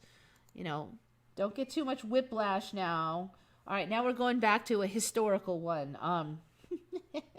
Okay, do you guys remember, at least for Americans, if you have any memory of your Civil War, who were the allies that helped? So like, Britain made their colony, which was America. And then America basically said, we want to be separate from you, Britain, shove off and quit bugging us. And of course, Britain said, no, you belong to us, do what we say. So we had allies, America, the Union, America, when we were trying to separate from Britain and Britain was threatening to go and kick our butts. We got allies from other countries. Do you guys remember who those allies were that went against Britain, that were agreed to help us against Britain? Of course, they were countries that didn't get along too good with Britain, so they were kind of happy to stick it to Britain. And who were they for you, if you remember? I'm just curious if anybody remembers anything in particular. I know it's kind of a history lesson, but this one, I'm not sure exactly when it changed, but back when we invaded Iraq and stuff, I knew that it was still the same as my memories of childhood classes. And I actually had checked up on some of this stuff for various reasons, which I'll explain in a little bit.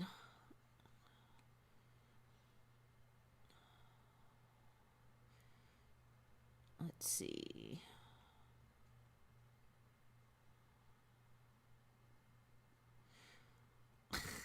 Big mistake for America to shun us. Yeah.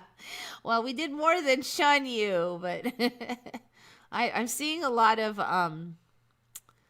what I remember here.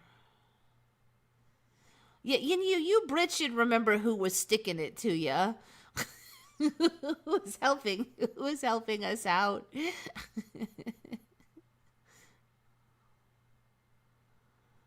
The French, yes. See, that's what I remember. I remember the French helping us.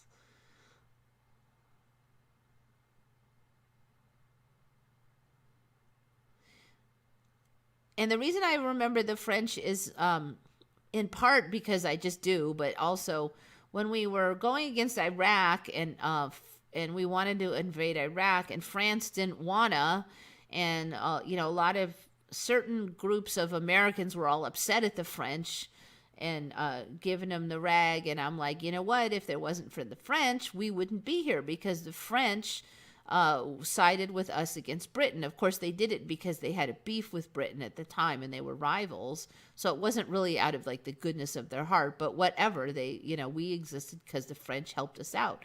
If the French hadn't helped us with the naval battles and in the ocean issues, Britain would have stomped all over us, right? But apparently that's not the case anymore. Britain wasn't the one. I mean, France was the one. Yeah, see, the whole freedom fries baloney was extra stupid because some places wanted to call the French fries freedom fries because France wouldn't help us invade Iraq. And I was just like, whatever. Because French fries didn't even come from freaking France. Anyways, that's why it's all the more stupid. But France. Yes, you remember the same as me. Peasants. Well, it was obviously we fought for ourselves, but we needed outside help because we didn't have anything. We didn't have an army or nothing. Yeah, France gave us the big statue, except for now they didn't really give us the Statue of Liberty because it was actually a French citizen who fundraised to get that made and then gave it to us, but it was paid for by fundraising, basically, not France now. So Statue of Liberty didn't actually come from France anymore. That's another Mandela that's been on. Okay, so let me see if I can find this now.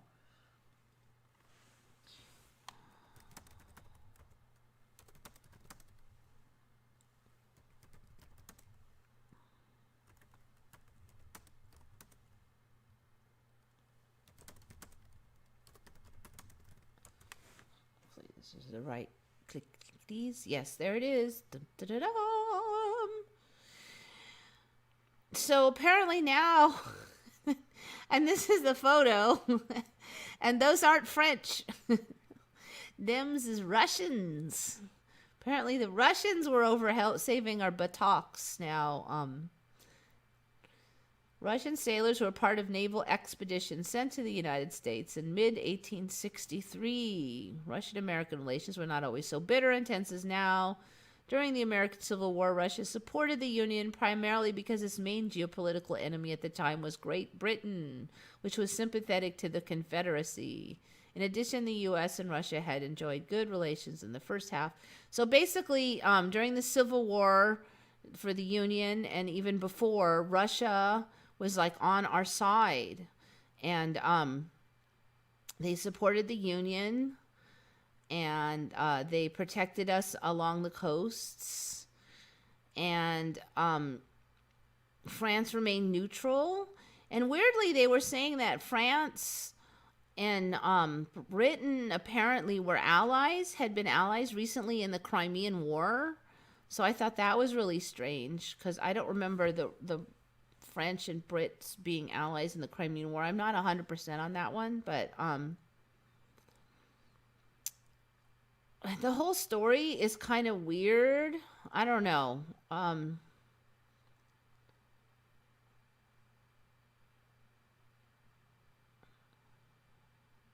they're talking about the Crimean War, and then there's a lot of the history I just don't understand anymore. I mean, I'm just like reading it going, huh? Like I was trying to figure out what was going on in the Crimean War and why they attacked Russia. And it had to do with the Crimean Peninsula, which I don't think existed for me before because it's this little nub on the Black Sea. And I remember the Black Sea being really rounded. I think I covered that last week. And so now the Black Sea has this like nub on it, and it's the Crimean Peninsula. I remember the Crimean being an area in Russia, but I don't remember there being a nub on the Black Sea. So apparently there was some kind of argument about religious stuff in Palestine, and they didn't like their treatment or something. And so then somehow Britain and France got in a war with Russia over that. I'm like, well, that's not even in Russia.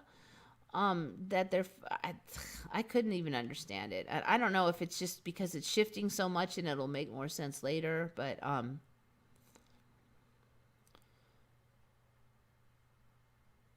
so then here during the Civil War, Union could rest easy that the coastal waters were safe because Russia was guarding them.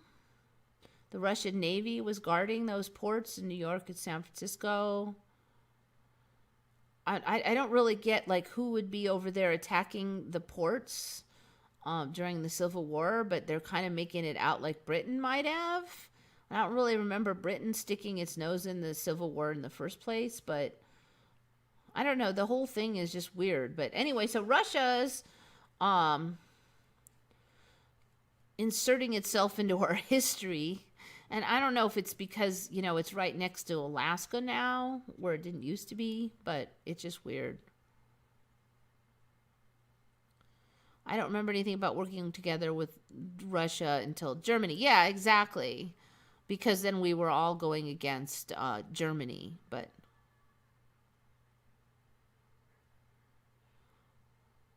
there was some weird noises, but it's the coyotes howling, and they always sound weird.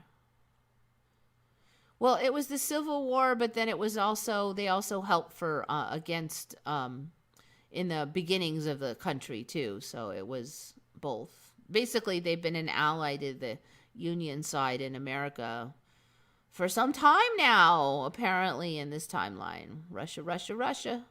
So I don't know, you know, hey, maybe Russia's going to be the less bad guy, or I don't remember Russia having anything to do with anything, though. But, you know, we bought Alaska from Russia now, and that wasn't in my timeline. We bought that from it was definitely not Russia. It was like either like France or Canada or something. It was one of those kinds. Because it was just France and there was no Russian-speaking people anywhere on the top half of North America for me. So it wasn't Russia. I think it was France. I'm not 100%, but it might have been that like Canada had it and then we got it, or we got it straight from France, but it was one of those. So yeah, no, I don't know. Russia didn't have anything to do with anything till Germany for me.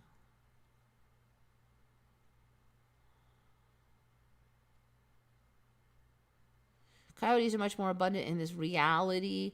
I think they've been spreading for some time. I think it was about 10 years ago, they announced that coyotes were in all 50 states. Now, I'm like, all 50 states? How did they get into freaking Hawaii? But I don't know. That's what they said then. It was Canada. Yeah, I see. I can't remember if it was Canada or it was France. Did Canada, you know, because France has chunks of Canada. So I was a little blurry on that, of like, you know, because the Canada was portioned out for a while, but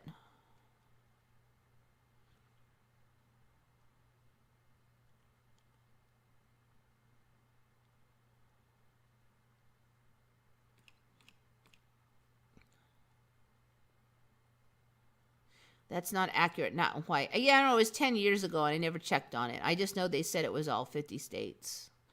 I mean, maybe it's not now. I don't know. Does Hawaii have coyotes?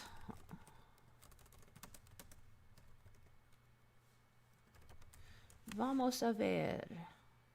No coyotes in Hawaii. Most of the species in Hawaii cannot truly be classified as native species. Okay, so now it's not true. But that's what they said back then. I don't know. I never checked it at the time. You know, I check things a lot more now. In the old days, okay. Okay, so where are we going here?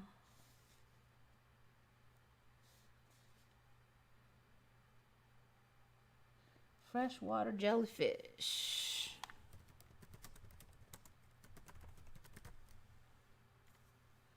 Worldwide.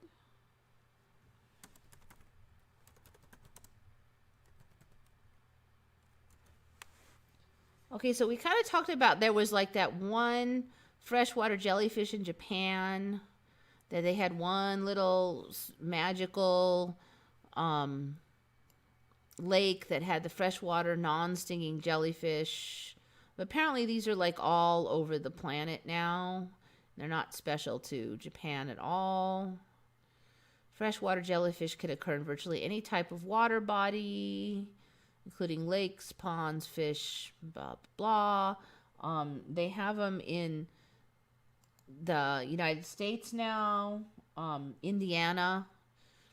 And now with the storyline of the jellyfish can go into this adult form and then like go back to the old baby form and go back and forth and stuff and reverse grow. So like the adults can all like disappear if the environment is bad, and then all show up again later when the environment gets good. So anyway, yeah, freshwater jellyfish are everywhere. Only one species occurs naturally in North America, but this species is found virtually worldwide.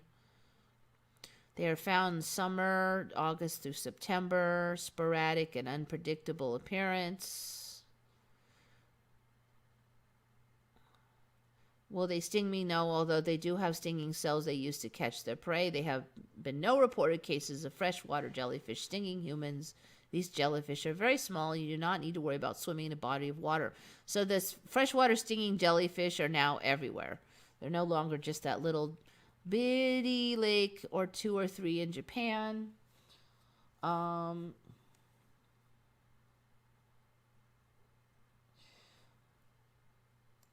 don't think this one was on, but they now have jellyfish that have algae in them. And then they kind of can live on the algae, so they don't really have to eat. So this is another one of those like kind of photosynthetic animal kind of situations.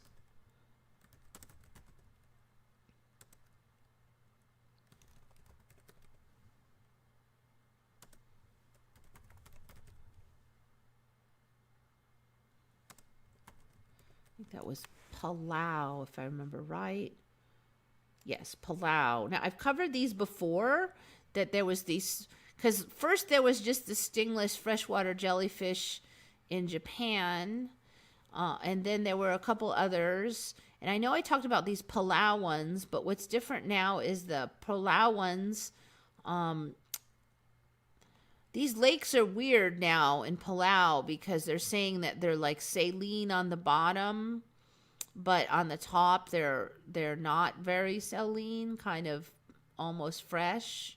And I predicted this for a while now, because with the splitting of the saline waters with regular waters, you can now have fresh water in places you could never have it before, because they're saying that the fresh water can just sit on the top of the lake and the saline can sit on the bottom. So like the bottom of these lakes are considered poisonous. And they have not only a lot of saline, but they also have other toxic, what was it they said it was? Trying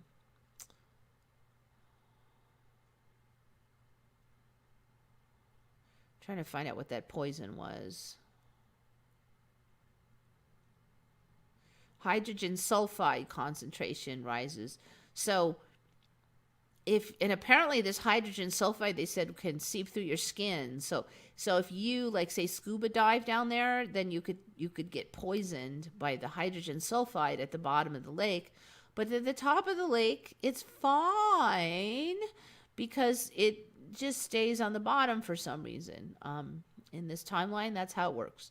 So these jellyfish now can only stay up here in the oxygenated area. And then down here is the poisonous area. And so these jellyfish also have algae in them so that they can have nutrients just from the algae. And what they do is they migrate around the lake following the sun. So wherever the sun is, they go over there, and they just go back and forth all the time. And then supposedly they go down to the bottom, not all the way, but like this, in the safe zone. to pick up like this sulfur bacterium, which is supposed to be some kind of food source for the algae or something. The whole story is pretty bizarre. But so the point, though, I'm trying to make is that we've got basically a kind of mammal-like, not exactly a mammal, but species, again, that lives on algae. Like they don't really have to eat that much because they have this algae. The other thing that's interesting that I'm seeing more and more and more of is like they're saying each one of these, there's all these lakes all over Palau, and they're like each one has its own flora and fauna, and that's like becoming a big thing. Like every little lake has got its own whole weird animals that only live there, and then this one only lives there, and only so we're getting more and more and more kind of animals that are like highly localized. So I guess you could travel the world looking at animals and see new ones all the time because every little spot is going to get their own animals. So we'll probably get there'll probably be like 5,000 different kinds of badgers, and every 10 miles is going to have their own badger species that are only found here. It seems like that's the way we're heading on these. That's one way to squeeze in a lot of animal species anyways. Well, apparently the whole problem with the inbreeding and stuff is kind of out the window because it seems like these little tiny isolated species things is just not a big deal here.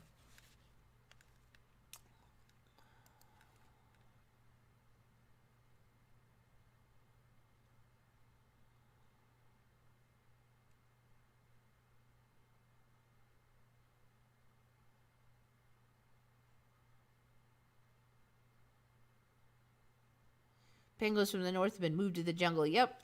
Penguins are everywhere. It used to only be at the North and South Pole for me. There was the North Pole variety and the South Pole variety, and that was it. And then they were basically looked almost exactly the same, and they were just black and white, and they didn't have yellow, and they didn't live in the jungle, and didn't live in the desert, and all this baloney.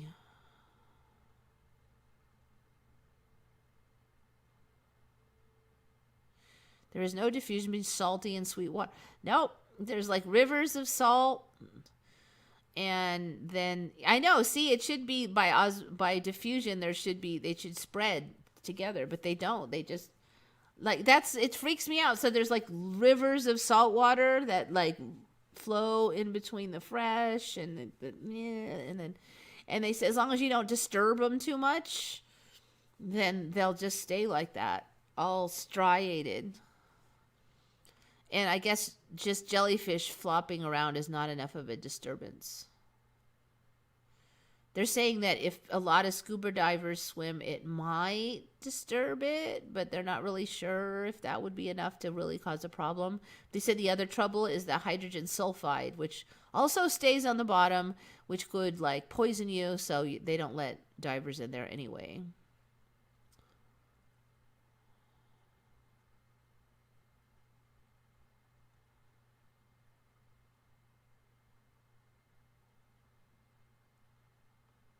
Whatever happened to the penguins in the north? Yeah, are they still there? I think the emperor penguins are still up there. I think they still have those. Well, they can't go on the North Pole anymore. So where did they go? Let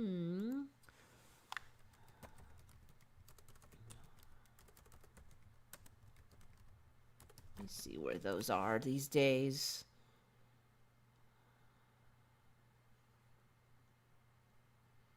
No, they're in Antarctica. So what's at the Arctic penguins then?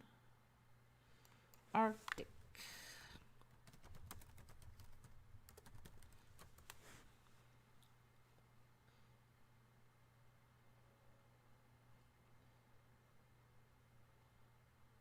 All right, I type in Arctic. I'm still getting them. Why are there no penguins?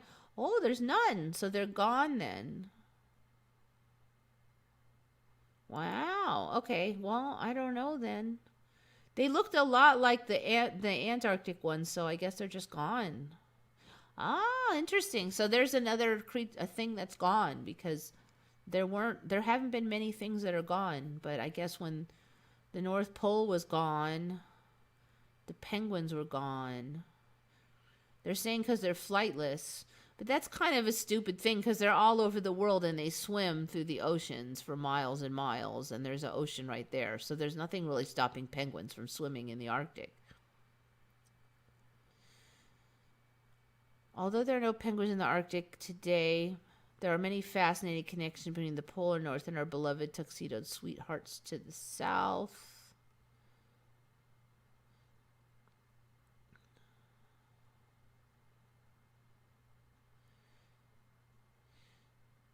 Penguins nest on land. Well, they used to nest on the ice.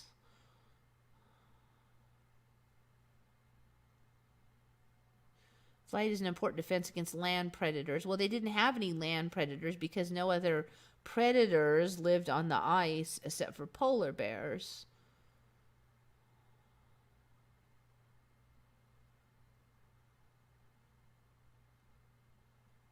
In 1936, a Norwegian polar explorer saw the potential for an Arctic penguin population.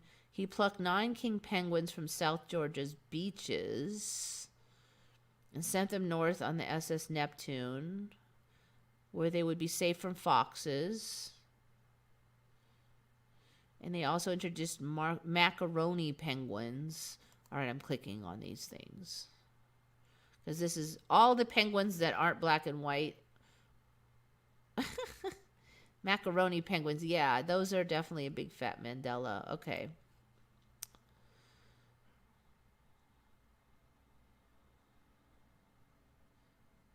Their existence in the Arctic was short-lived, and the last time they were spotted was 1949. Well, they lived from 1936 to 1949. It's not that short-lived. No one is sure where they went or whether they managed to reproduce, but for a short time, a beautiful island in the Arctic played host to a small population of penguins.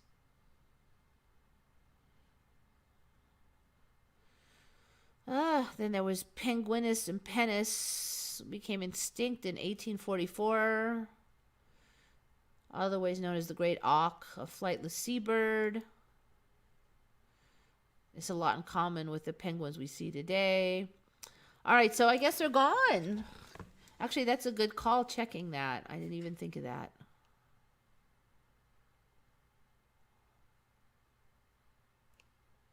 Well, that click led nowhere.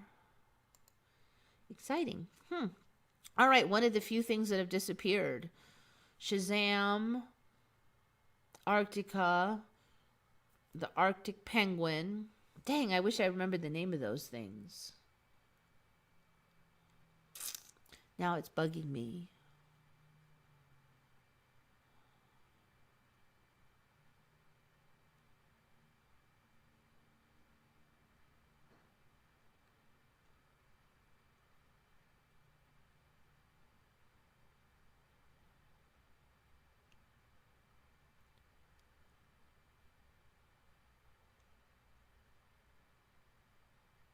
Macaroni and cheese penguins. I know. Those are a total Mandela.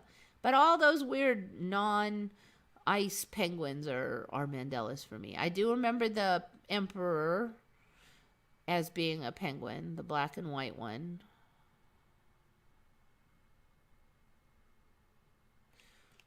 But all those other things, like macaroni penguins, that's ridiculous.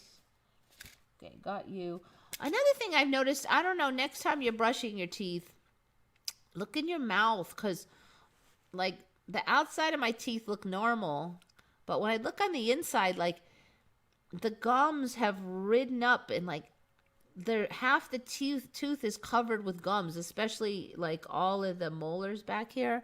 There's hardly any tooth showing on the inside anymore. It's like the gum is lapped up on the side of the teeth, and I just realized there's almost no teeth in there. Used to be that the same amount of tooth was showing on both sides of the tooth, but that's not the case anymore. So I mean, I don't know why. Is it the extra gums is holding it in better? You'd actually think you'd want more tooth showing on the inside, because that's where you chomp stuff. You're not chomping stuff with the outside of your mouth, but the Mandela likes to hide stuff like that by leaving the visible part the same looking, but changing the parts you don't see that much. Okay, another one. This one is from... Okay, so that Civil War one was also from Will Work for Answers, user from Retcon, so good find, Will Work for Answers. And the other ones were mine. And then this one is from user Throwaway998i, also from Retcon.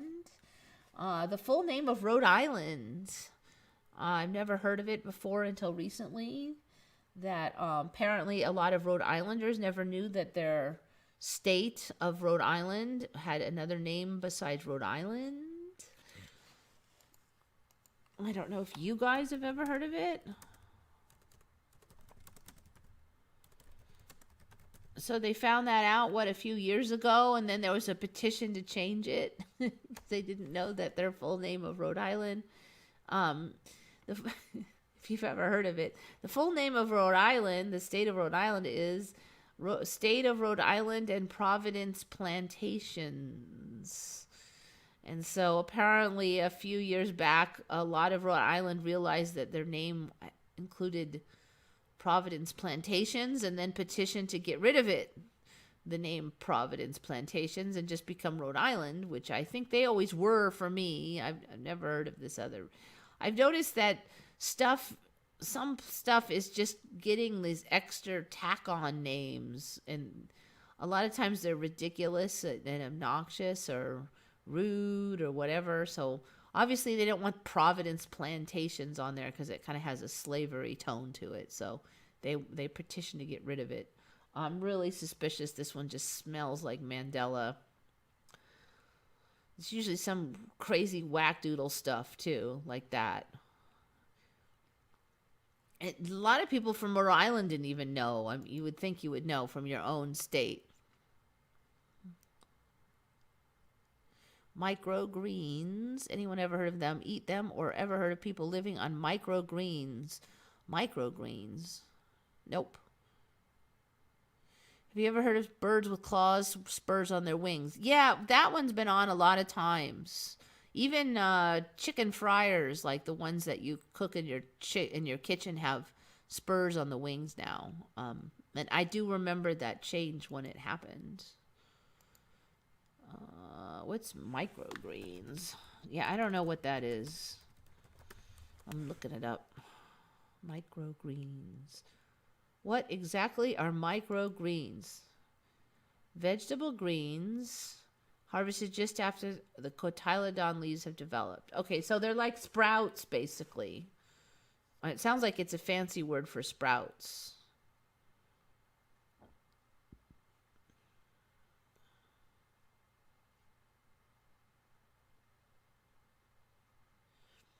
Somewhere between the sprout and baby green phases.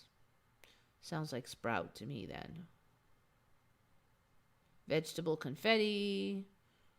Sometimes confused with sprouts, germinated seeds that are eaten, root, seed, and shoot. Microgreens, however, include a variety of edible immature greens harvested from scissors less than a month, so they're slightly older than sprouts.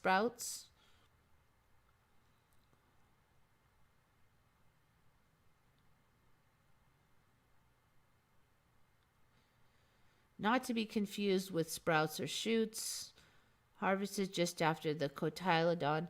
Maybe they're like sprouts, but they're with, I don't know, they're not really describing why they're not sprouts.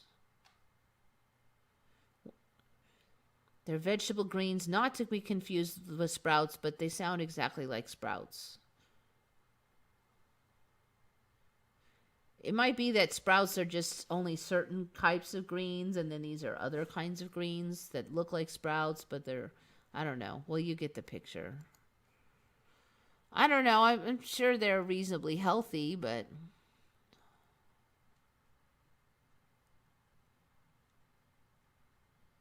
vegetable confetti. They go with the macaroni penguins.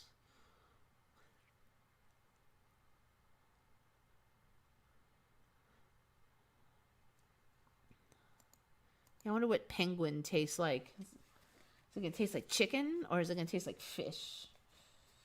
Yum. There's getting so many of them. Pretty soon we'll be eating them. Okay, we're coming up the home stretch. So I'm going to do one more and then I'm going to do indicator photos. So the thumbnail. So apparently, way back quite some time ago, like Civil War era, which I find hard to believe because I don't remember them having anything even close to accurate during those time range, but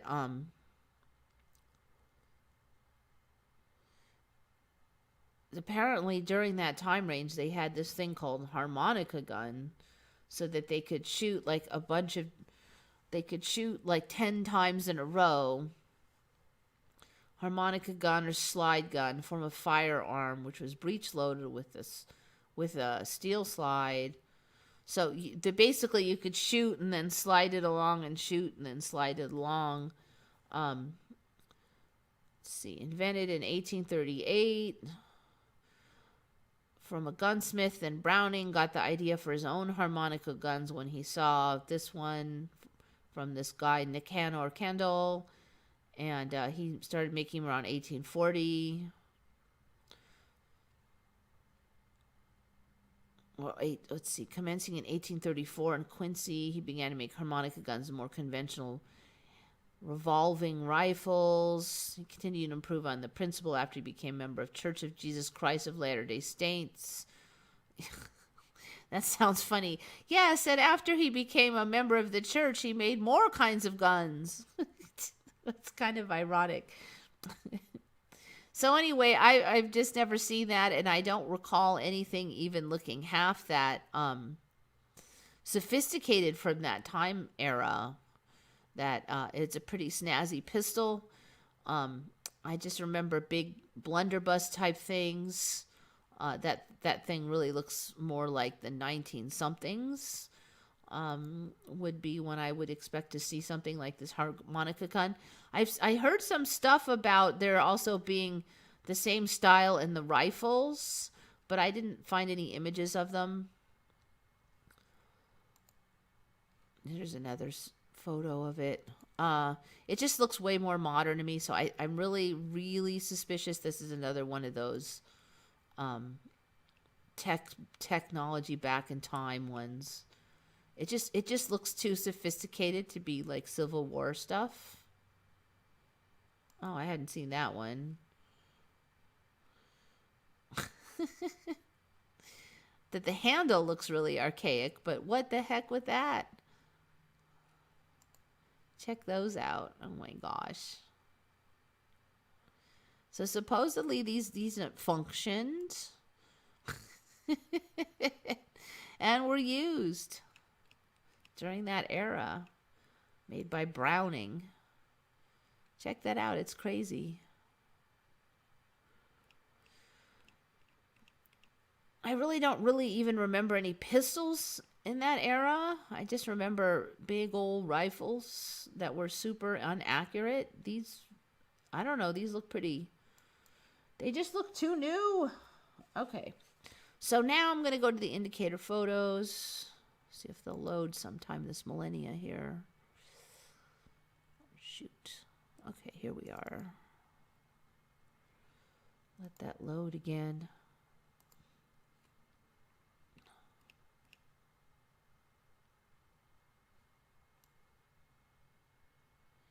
Spray and pray guns. Good way to kill a whole room full of people without meaning to. I think you could only shoot one at a time, though. I don't think you could actually spray them all out. But it kind of sounded like you could kind of load them in advance and then shoot one at a time or something like that. They weren't, well, yeah, they weren't very accurate as what they said. But, you know, the things I saw for that era in the old days looked like they weren't accurate. You know, they look like crap. These things are just way nicer than I've seen. All right, so let me go to the ones. This is my old flag, and it's not that different than the new flag except for the stars. There's something, I don't know, there's something off with the flag for me, and I can't quite put my finger on it, but it looks to me like the proportions of the blue part to the stripes have changed. It's going to take an hour to load.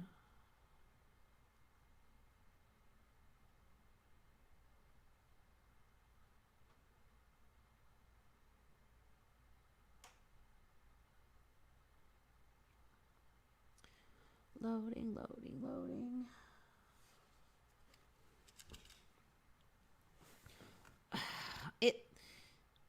I don't sure exactly, but I'm thinking that and if you look at the other ones, the stars are different, but it's the same proportions.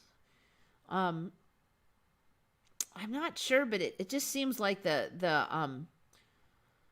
blue should be like lower and not as far out or something. There's something that's changed about the blue proportions. And I'm I'm not 100% on that, but it looks off or something about the stripes and the blue proportions, but that's not. And then we've covered this one last week with all the face mashed in and this thing. Well, I'm not going to go over that one. I do think these are sneaking in here closer and closer also. I don't think I mentioned that last time. This indicator photo, he's got a thing on top of his head now, like a little circle thing. I don't know what's up with that. And a little doodah there, and that's new. There's this weird line thing in Lincoln here that's new. I'm a little suspicious about that hand, but I won't say for sure. Okay, that one. It seems like the outline just shifts with the feet, so that might be a bust. I'm a little suspicious that there's more speakers here. Not sure on that one, but some of these there's. Okay, so this one, things that have changed. There looks like there's a chunk of rebar stuck in the ground here. It looks fakey too. Don't remember that rebar. 100% don't. I don't remember this dangly doodah here being there. And whatever this thing is at his feet wasn't there. I don't remember that. There looks like, I swear, they're really, really... Let me see if I can blow this up. I hope that this is clear enough. There really, really, really looks like there's like an extension cord here in the sand. I mean, maybe there's an explanation for this, but this wasn't here before. But it really looks like a white extension cord with dirt over it. Or, I mean, a yellow extension cord with dirt over it. But you can still see there's definitely a line of something in the dirt here. I'm like, I don't know if it's like more evidence that this is fake now. I don't know what the hell's going on with this. I mean, because I don't think there's an electrical outlet on the foot here, right? I mean, if you got an extension cord, shouldn't it be coming up into here? But it comes from this foot and it goes out, and it really, really, really, let's see if I can get this to, looks like a freaking extension cord. Let me see how much I can blow this up so you can see it. It's a pretty good, what is this? Somebody tell me what this is. Can you see it there? What is this? I mean, there's obviously a man-made object here that has like a gold something. There's, I don't know, might be something there, but I just can't see what that's supposed to be, because the lander here is like spotless without one molecule of dust on it. There's not even a tinge of dirt on this. Somehow this lander supposedly landed. And I don't know if you remember the photos of the images of dust flying up, but yet somehow none of the dust ever adhered to the lander. But how is this then 3/4 coated with the dirt? I don't see footprints all over it, so they haven't stomped it to death. There's some footprints over here, but none over here. So how did this get covered with lunar soil then? If they didn't step all over it. And this is completely spotless.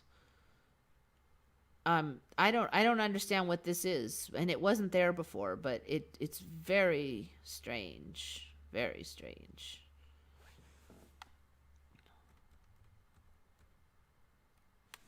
So whatever this is, I don't know, but that wasn't there before. This poobity poobadoo. No idea what that was. This little thing here on the top, this one, I don't remember that there. I don't remember seeing this there. It looks like it's just part of the foot maybe, but I don't remember there being a shiny object here. But the rebar really actually sticks out to me. I don't remember that. I don't remember these struts right here having a big puffy area on them. I actually spent a lot of time looking at this image a lot, and so and I don't remember whatever these things are out here, and maybe it has something to do with those, but I don't remember those being in there. So yeah, there are a lot of changes on that one. Maybe we went to the moon, but not in this reality. That's all I can tell you is that the old moon photos were way more plausible and realistic looking than what we have now. This claptrappy tinfoil thing looks like it almost could hardly hold the weight of a person. I don't see how we traveled through space in tinfoil. The dented crap, and they're supposed to be what, micrometeors and all that, and how in the heck it looks like it's made out of crepe paper. I mean, it is the stupidest looking crap. Now we got, like, I swear it looks like an extension cord down here. How do you get a moon lander in there? I mean, it's ridiculous.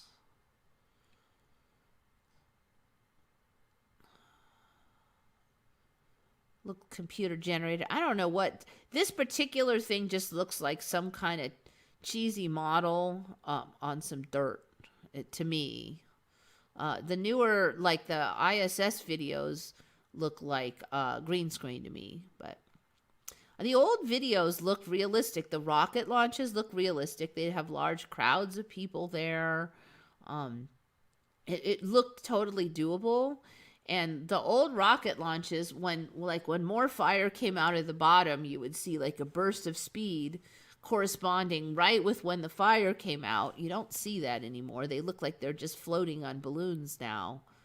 So yeah, I don't know. I mean, if everything's a simulation, then I don't know what real is anyways, but maybe the simulation wants it to be fake in this timeline, and it wanted it to look real in that.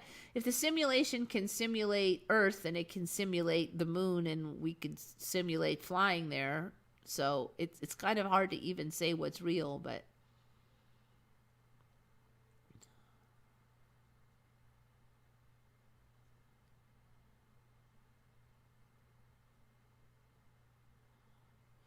now, so I'm just wondering what's up with the extension cord. I haven't been able to find any explanation. It's just obnoxious because you see that thing and I don't see any debunkers pointing it out. I don't see any explanation for what it is. It's like that on the side of Lincoln's face on Mount Rushmore. It looks like he's holding a gun, but yet I can't find any mention of what that's supposed to be on the side of his face. Is it... you'd think there'd be like, oh, they carved it crappy or something. There should be something, but they just pretend it's not there. Yeah, we'll get to Rushmore. I actually didn't see a ton on Rushmore, but I hope I didn't screw it up by changing the size here. There. Now we can go. Oh, going the other way. Oh, no, maybe we're not. There, okay. So we're going to, I didn't see anything in that one specifically. Didn't think I saw anything in that one. Let's see. This one, there's like a weird pink line here. It might be just a crack, but that wasn't there before.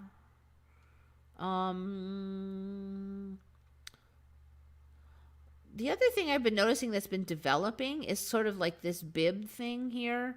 He used to just have a flowing robe that would flow down, but now it's like pinched in around his stomach. And it's just kind of looks, I don't know, it's not the best look. It makes it look like he has this weird blouse or something. I've noticed that developing, but I'm not going to say that that was like a sudden change on this last shift, but it's definitely developed a little bit more and a little bit more and a little bit more. I do think that there are more floppy fabrics sticking out back here that I don't remember. It's these ones, this one, this one. There's just more of them, like especially that one. I don't remember that one.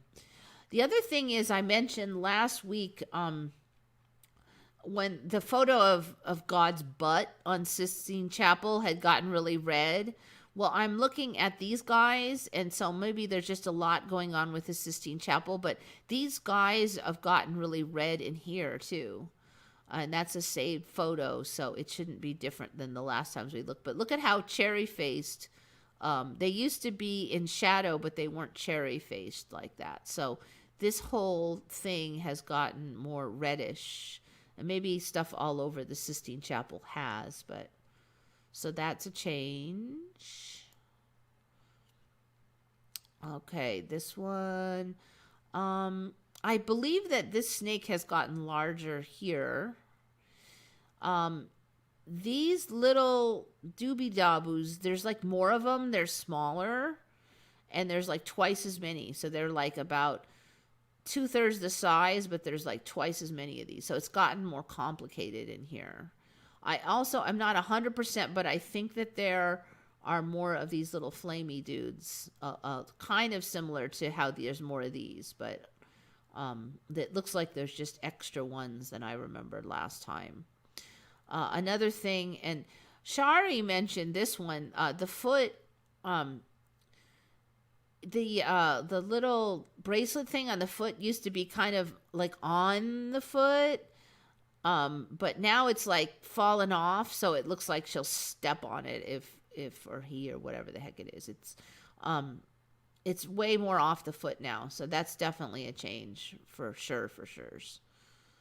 The hand, okay, the hand that held the flame used to be like upright with the flame, so now it's more like that. It's like cocked back, and the flame is more like sideways held. And it might be because these other flames have changed that this one had to change to kind of match them. The other thing is that flame and that flame used to be the same size, but now we've got it kind of an intermediary size. So there used to just be two sizes, that one, and then these ones. So now there's 3 sizes. So those changes. I didn't notice anything on that one. Stomach just a little more flopped over, but I won't say for sure that that was this recent shift or not. Didn't see anything in there. Actually, what did I see in this one? We've covered these before. Nostrils more. Nostrils. These just are very slow changers, but they just very slowly become more chiseled, basically. The nostrils have gotten really large, is I would say the most recent change. The ears have expanded a little bit more. Size variation. These were all the same size when I first got this image. All right. Mount Rushmore. I have not seen a huge ton of changes in Rushmore, but one thing I really noticed is his head now is peeled off. His head is out. Like it's like 2/3 out now. So it used to be that this head was in the cement, into the stone more like all these other heads. So he's kind of coming out more again. His head's tipped out, basically. The other thing, ironically, is I don't remember this color, one color, off color bush here. It looks weird. I don't know if you guys see anything, chime in. I'm going to see if you... Oh, yeah, the standing on that little demon thing. That one showed up like a year ago for a lot of people, that little demon that the Shiva stands on. Also, Shari feels that it's more out of the ring than it ever was. I do remember it being out of the ring and Shari telling me that, but she feels it's gotten more out of the ring.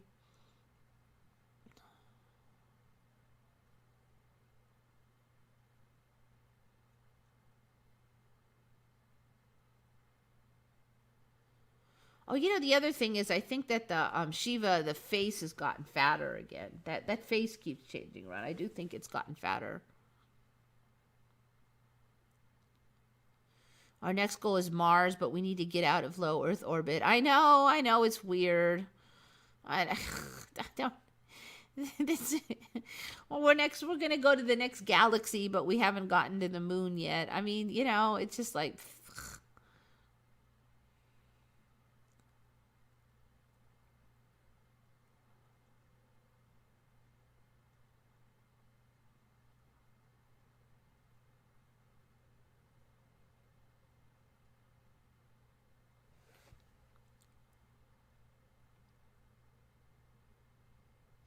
But yeah, the thing with the space is like, we're going to do this in 3 years, and then 3 years come, and then they say we're going to do it in 3 years, and then 3 years come, and then it's like, yeah, sure, we're going to do it.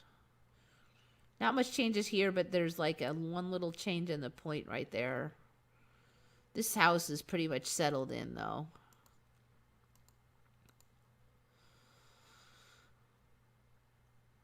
So yeah, you see, again, you can see the head coming out. I'm a little suspicious in here. I don't really remember these notches being visible like here and here.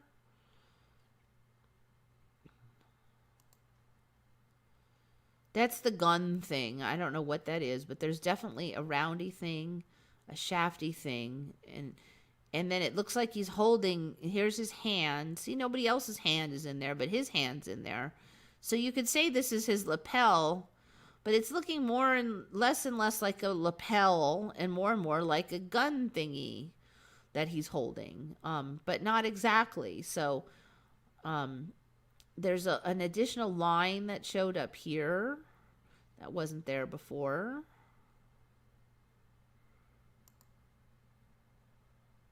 This does look like it's come out a tiny bit more. His head is sticking out. So, okay, so see this line here, which, could ostensibly easily be written off as just a imperfection in the stone, but it wasn't there before. This other line going up through here was not there before.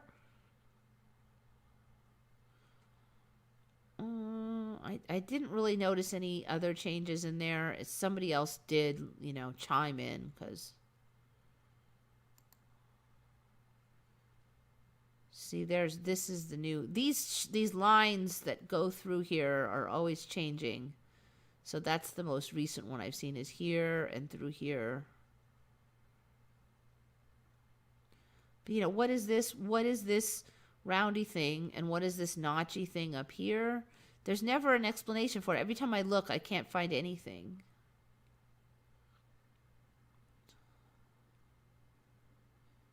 Looks like his beard is chilled out a little too. It was like really, really chiseled for a while. Now it's just a little more mute. This is kind of how I remember it last year. I think the hair is a slight bit different, but...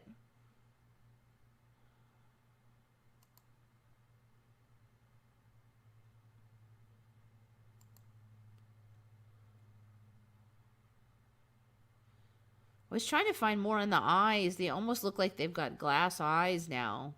It almost looks like it's bluish, but I wasn't able to find anything.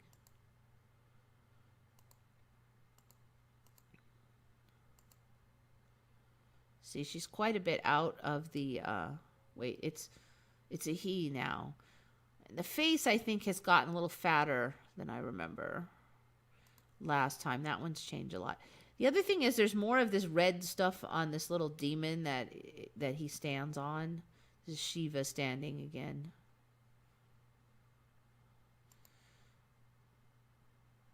I don't remember the pinkish, reddish on there at all.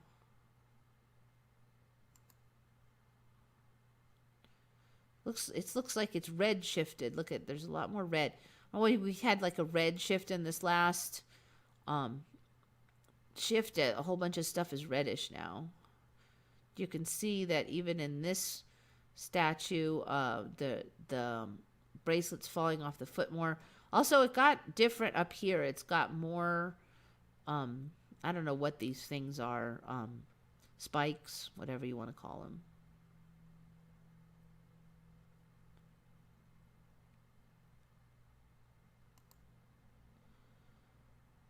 No, we covered that one last time. This one has also changed. The whole shape of this structure is, all this structure building is the same shape. The road is the same. But in comparison to this, the pyramids are a lot smaller now. These pyramids were like double that size or more compared to this.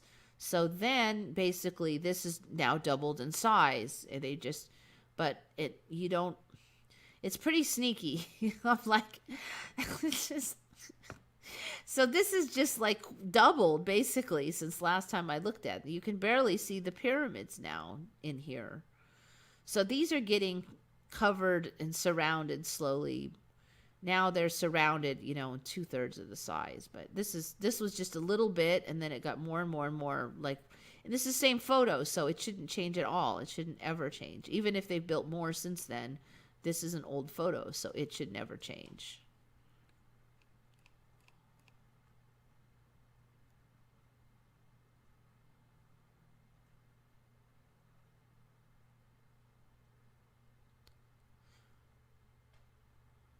So it's, a lot of these are littlest changes, except for this one is actually pretty big. But there's a lot of them. I swear it's a little more chewed in here. This is that resurrection creepy statue that's in the Vatican. Okay, so now this one. Okay, to me, there's a huge change in this one. And this is the same photo I always use. I don't know if you guys see it or not. It actually took me a minute to see it. I'll give some things that aren't the main thing. The orange line here is a lot brighter than I remember. And here also. Shari thought that the carvings were a little bit more ornate in here. I think she might be right. The plates, the empty plates in front of Jesus. I don't remember there being like 3 empty plates in front of Jesus. It's a little telling because there's food on almost all the other plates except for this bunch in front of Jesus. That was not that way before, and it's kind of has a symbolic feel to it. These other plates out here that are kind of levitating, I'm a little suspicious of those, but I'm sure that there was not like 2-3 empty plates here. I also feel like he's a little less serene looking than he has been in previous images. This person here suddenly looks like a girl. I'm sure he's not supposed to be, but he did not look like a freaking girl. This one did, but this one did not look like a girl before, so that one's weird. But there's another thing that there's very slight variation in the background scene here, but it's minor. Shari thought this thing on the top might be new. I do feel like there's something different about this region, but I'm not 100%. But there's one thing that really sticks out. I don't know if you guys see it on these. And it has to do with these characters.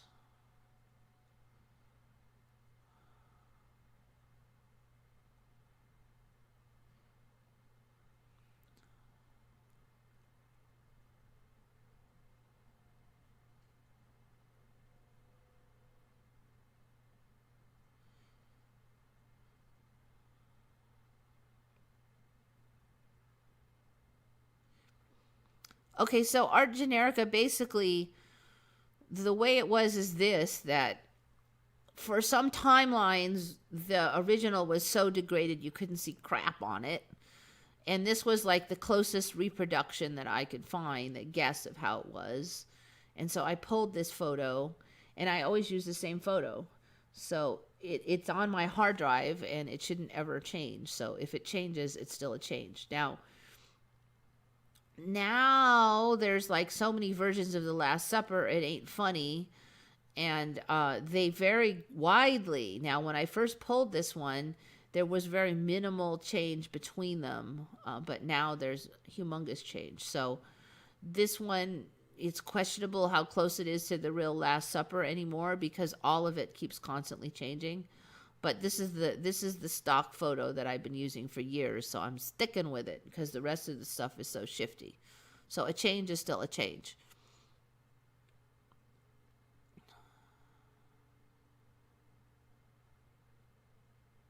Chalice on the wall is missing. That's really old Mandela for me. In fact, I never had a chalice on the table, but a lot of people do remember one. And then like 4 years ago, they said, oh, the chalice got off the table and was on the wall, and it was here. It was this thing. And this thing was all murky and kind of chalice looking for a while. And then later it turned into whatever these are, because I don't know. And in fact, that's another change, because these two here weren't solid yellow before. They did have some kind of weird patterny thing-ish, kind of like that one, but not as bright as this. So those two have changed, that one and that one. And these are sort of slowly coming up. I don't know what these are. It's weird because, my original was really different from this. I never really knew what these squares are here either, but they used to be like a solid brown black, and now they're like speckly with these reddish pocks. But I mean, what are they? I don't know. Some kind of ugly tapestries, or what are these? What are these things? I don't know.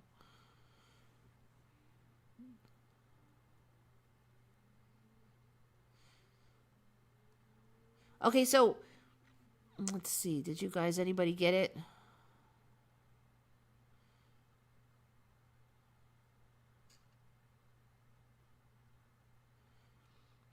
Yeah, they used to be black. Now they're like speckly brown, red panels. I don't know. But the chalice was off the wall for a long time for me, though.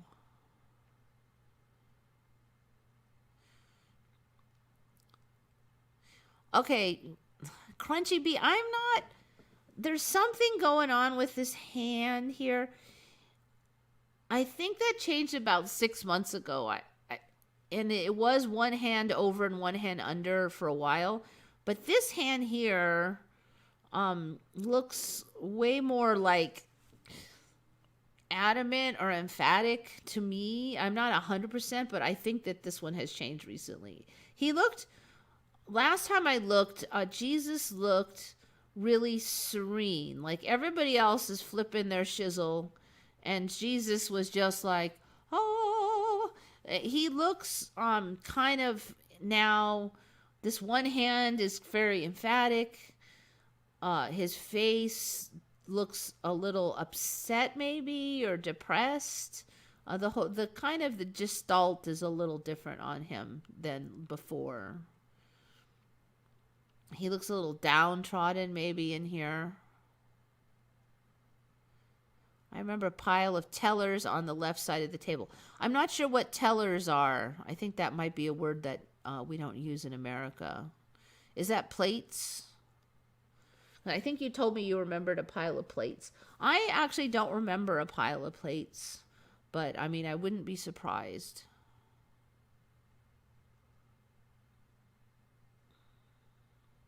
What's with the fruit? I think those are those... The potatoes looks like there might be few of them. I mean, bread. That's what they are. Bread. Some of this stuff. The bread looks like there might be fewer of them.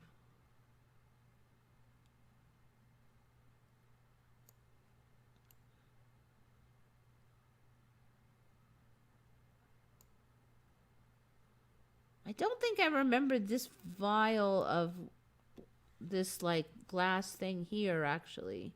That one, I remember the glasses of drink, but I don't remember these curved glasses here, here, and here.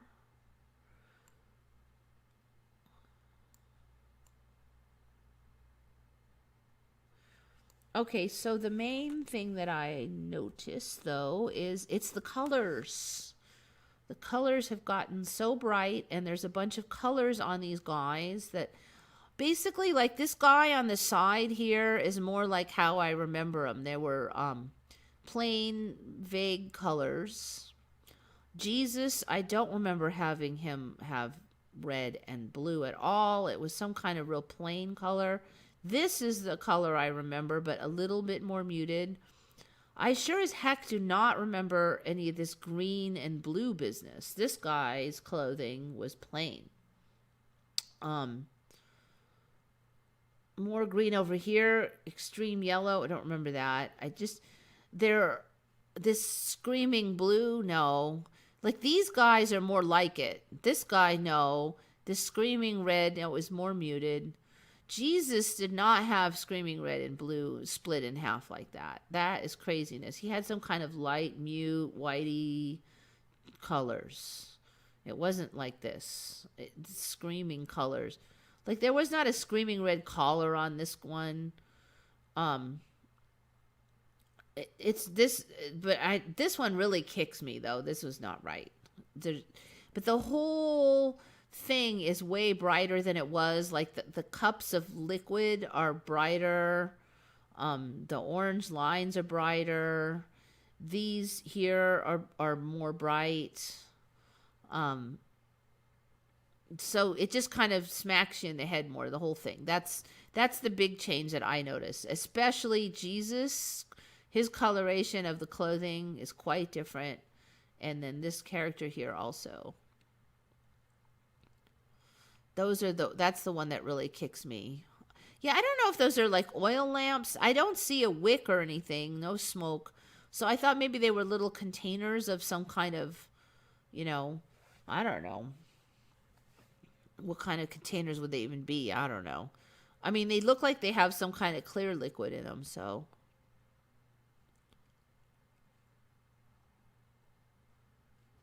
Lots of blue. Yeah, and the green. There was no green. That's a very interesting color for clothing. I don't remember really even seeing green often as clothing in that era. So it's really, I mean, you got to remember these were supposed to be kind of poor people that followed Jesus, and they were just getting handouts, and they didn't have money.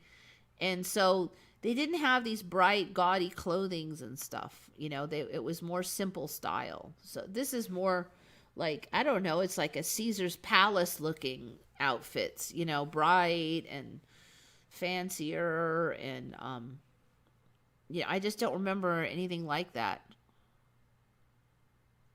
I know I'm looking at the reproduction ghost user, but the point is that I always use the same exact photo so that when changes occur, people can't say, oh, that's just a different photo. That's why we always use this photo. And I've already explained why I use that photo, because years ago, this photo was the best visible version of the Last Supper that I could find. And it keeps changing. So I'm not changing it, because if I look now at another photo, we wouldn't know if it was a change or not, because it's not the same photo as the ones we looked at the other 500 times. Oh, that's why it's that way. But if you do look at the original, the colors are brighter, and we've covered some of the other Sistine Chapel ones. I did glance at it to kind of see. They look like rich people. Yep. I read that Jesus may have had a rich uncle. Are you serious or kidding? I can't tell. You can't tell anymore. Let's see. I'm going to check it out. I don't even know what's true. It sounds like a joke, though. Was Jesus rich? Oh, it's true. Okay, so you're not messing with me. You have to admit that sounds like a joke.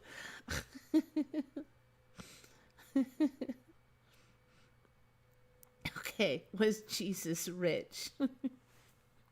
God. Many scholars suggest that the family of Jesus was actually wealthy. Both Joseph and Mary were descendants from the royal house of David. The royal house of David. I don't think I've ever heard that sentence before. Joseph of Arimathea, Jesus' great uncle on his mother's side, was the minister of mines of the Roman Empire and one of the richest men in the empire. His family was wealthy. Where did we get the idea that he was poor, and who has continued to passionately promote the idea, and why? Oh, great. Oh, even Jesus was a rich snob now? Is that the new storyline? He knew some very wealthy people. The wedding at Cana does not appear to be a poor family's wedding, and there's evidence Jesus knew many other rich. Well, this explains the fancy clothing that showed up on his body. So Jesus wasn't poor anymore. Is that the latest Mandela? Oh my gosh.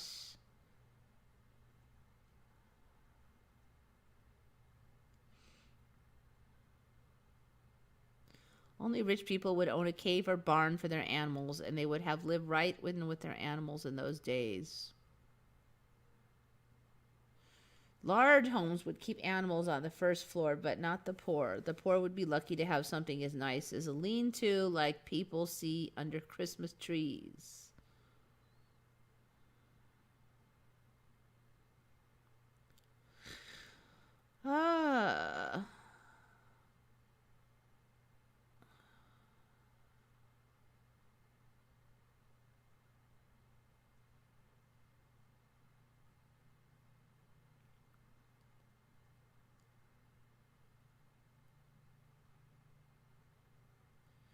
Okay, so was he rich and then made himself poor?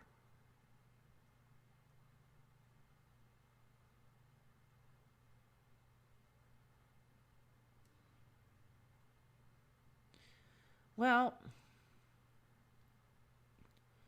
I don't think we have the answer, but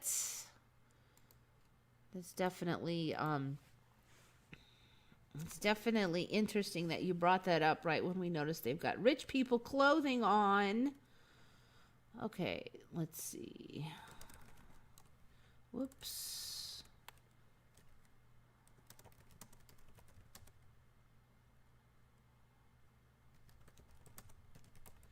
We've covered before, there's a lot of Last Suppers now, so it gets a little complicated.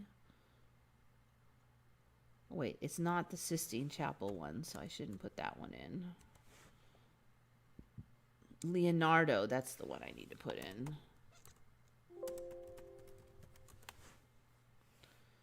Left off something, but whatever.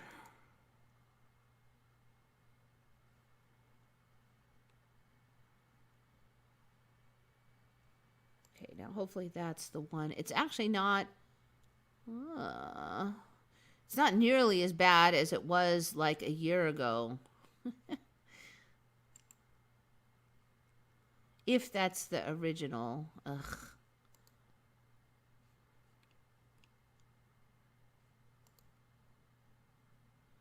It's in better shape, but you can see that it's definitely got those obnoxious colors in it, with the blue and reds and stuff. So apparently now it's been repainted a bunch of times. So like none of the ink is even, or ink, the paint is not even really original, and they don't even know. That's the current storyline. Last I checked, like this week. So that might be part of it. I don't know. It's gotten repainted a bunch of times basically now. Because before, it was really degraded and you could barely see anything, but it hadn't been repainted. But now it's like got these blotchy. Let's see if we can. Ooh, we got a pretty good image here. Or is it the same one again? So we've got this blotchy look going on in here. That wasn't like that before. But it's been repainted, so. But, you know, you could still see.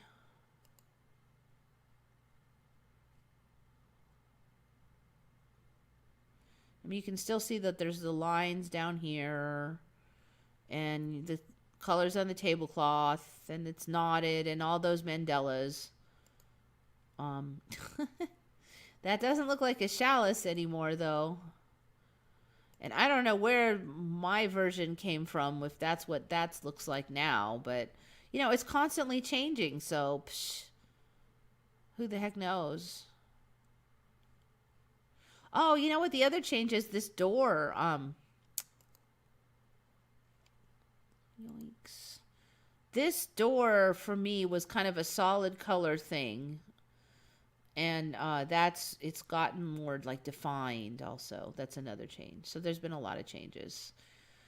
A lot of these are little changes, but there's a whole bunch of them in a lot of the photos. So I still think that this was a rather large shift just because of the number and the number of indicator photos that have shifted and just the number of little changes. I haven't seen this much change in quite some time. It had kind of slowed down for a while, but this last shift was kind of a big one.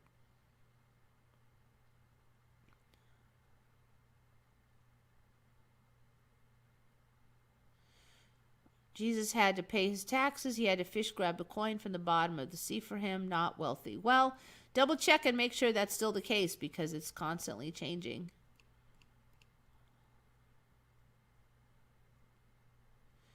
I don't think he rides in on a donkey. Now I think it's a young horse. Ah, yeah, see? He doesn't pay taxes. He hurls tables. Well, now I remember he just showed up and he was mad that the tables were on the church area, like there was basically money in the spiritual area, and that's why he hurled tables. There wasn't anything specific about taxes. It's just that he was insulted that they had it even there. There was always a door. Yes, there was a door. Well, the way back there wasn't a door, but then there's been a door for a few years, but it looked different. It was just kind of the way they had it in that particular image of mine was not so carefully drawn in, I guess I would say. It was more of like a solid cement look.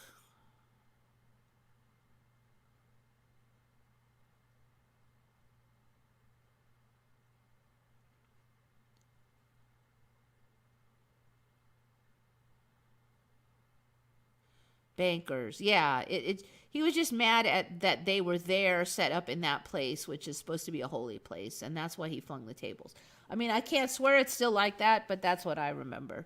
It wasn't really specifically that he was against taxes, that he flung them. It's just that they were there instead of like in another spot, which would be more appropriate.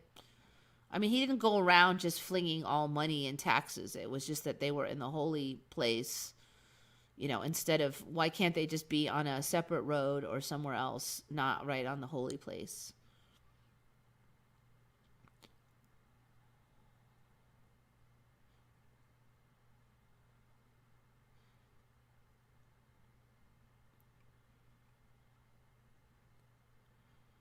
Like if they had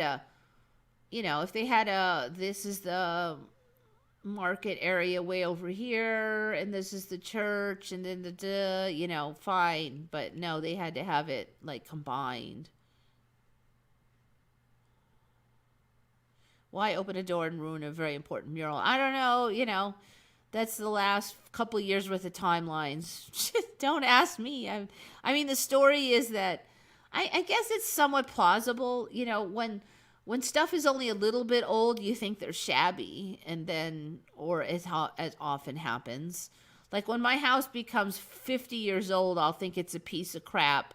But if it became 200 years old, then it's, historical. So when it's 50 years old, I might treat it like crap and poke a hole in it. I need a door here and screw that crap. And it's all flaky anyway, and why do I care? And then, 200 years later, you're like, oh, I wish you preserved it better. So it kind of makes sense that way, but it wasn't that way in my old timeline, my first one.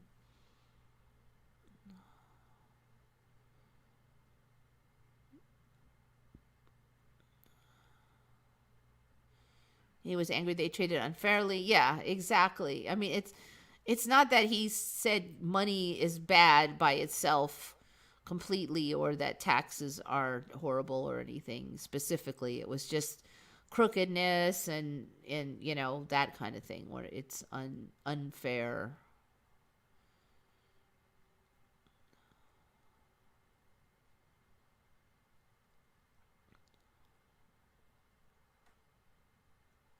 Buildings appear overnight. I know. Jesus and Buddha seem to have more in common now. Yeah, if they're trying to say that Jesus was rich and then he gave it up, that's kind of a whole different thing, though, isn't it? Because they always said he was like a carpenter and blah, blah, blah. And I don't know. It's a different thing. And it may continue to shift because you've got him wearing those fancy clothes now. Those are fairly fancy looking. Those are not... they used to have the poor people look faded and... they just looked more simple people. And now, in my old way back, I don't know if you remember, I mean, what your Last Supper looked like 20 years ago. But for me, this was a wood room, all wood. And the ceiling was low. And here there were notches for little fire, like the little...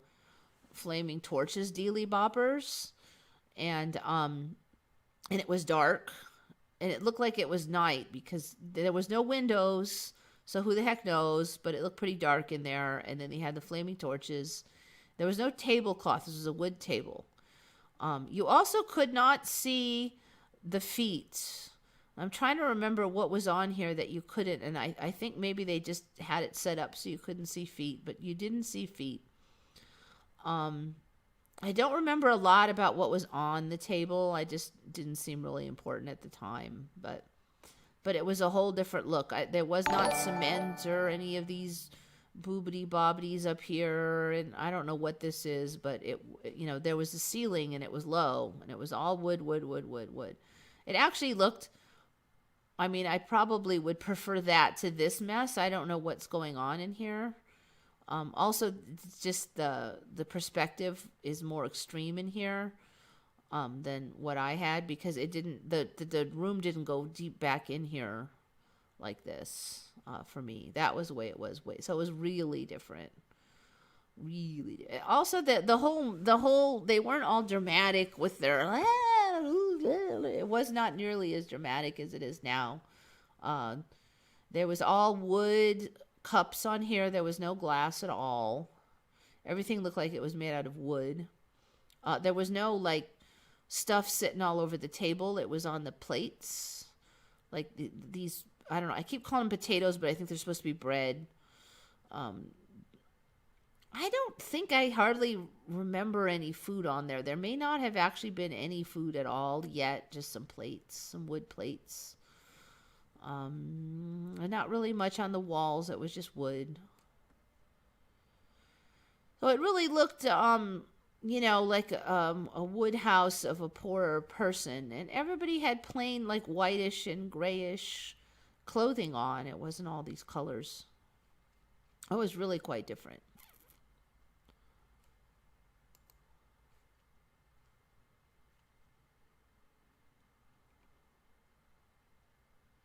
And it was in good condition, too, so you could see stuff.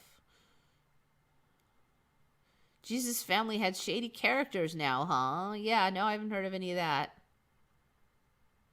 Uncle sponsored him. Nope, see, he just traveled around and got handouts and the loaves and fishes and like that. And people who joined him would give them their stuff. So I don't know. Who knows what the store will be now? It's always changing.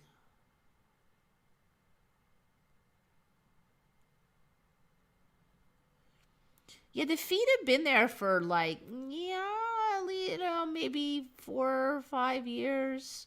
I think they had just kind of showed up right when I was learning of the Mandela. I never heard of Jesus' uncle before 2020, and the fact that he was rich. I don't remember anything about Jesus' uncle either.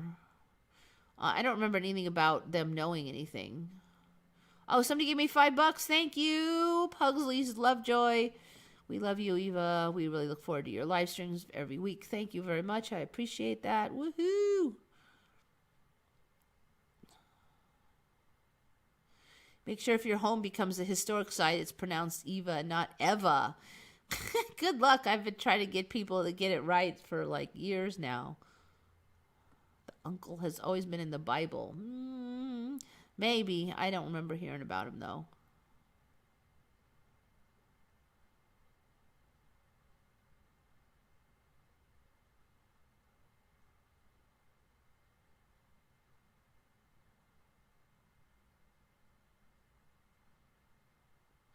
Cups likely were small wooden bowls. Maybe they painted glass to hide the appearance of the Holy Grail. There was no Holy Grail on mine, as far as like, there was no like big old chalice-y thing on my table originally. There was just the little cups. They were a lot like the glass ones, but they were wood, just little wood cups, and that's it. So there was nothing even close to chalice-like. When I first learned of the Mandela, people were flipping out. It was like, oh my God, the chalice is gone off the Last Supper. And I'm like, oh, what chalice? They're like, oh, it's on the wall. It's on the wall. I'm like, oh. And it was one of the few Mandelas I didn't see, because I saw most of them, but it wasn't that one. Not that one. Yeah, a lot of people remember a chalice. So many. For me, it was just a Knights of a Round Table story, and that was it. There was nothing in the Last Supper. But yeah, so many people remember it. So I'm not doubting you guys. I mean, I've heard that one so many times.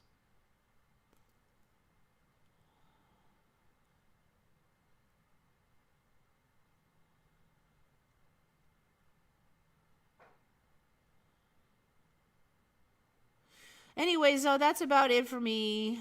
About done. So yeah, I don't know, pretty big shift. Jesus has a lot of brothers and sisters. Yeah, I don't really remember there being much on any family or anything like that. I don't know. I'm really suspicious about a lot of that. I even recall where it was on the table. Where was it? I kind of know because I remember Moneybag 76 saying where he remembered it being. I'm curious if you say the same thing, though.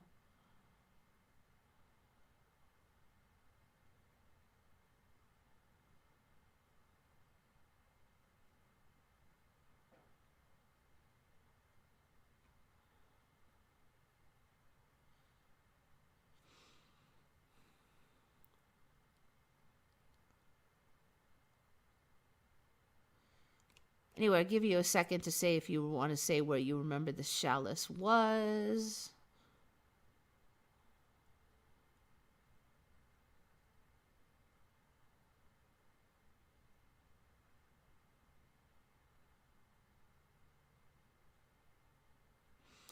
Anyway, I hope you guys didn't argue too much. I can't really spend a lot of time sorting out the arguments. So hopefully Shari was able to tone it back. I mean, 73, yeah. I'm sorry. Moneybags, well, okay, I don't really, okay. Moneybag 76 is what he was when he made the video of where he remembered the chalice. Now he's Moneybag 73. I don't know if he remembers the chalice or not because he changed, yeah. But many of us remember Moneybag 76 originally.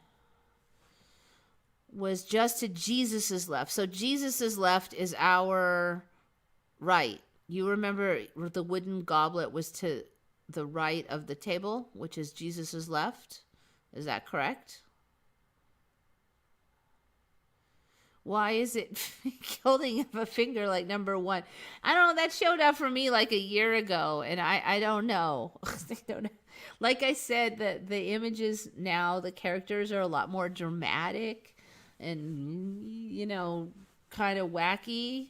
They were more like normal positions of like normal people at a normal dinner, not people flipping out like drama queens in my original one. So I can't really tell you.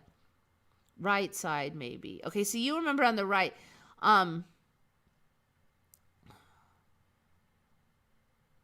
The chalice was the focal center. Interesting. Okay. Well, all I could say is what I remember Moneyback saying was that it was like over here.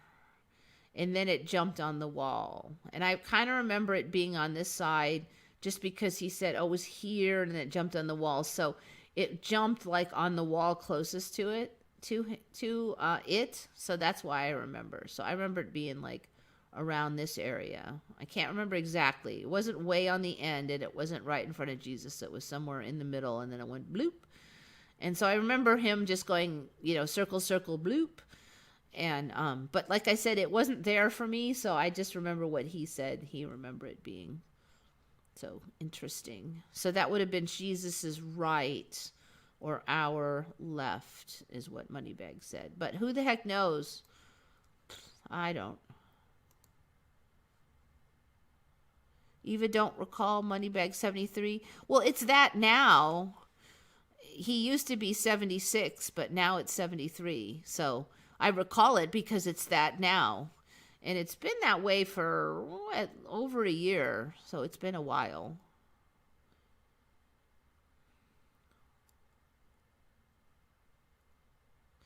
I recall the chalice beyond his right hand, so to the left. Okay, Data Junkie remembers it similar to Moneybag 76, the old version of Moneybags.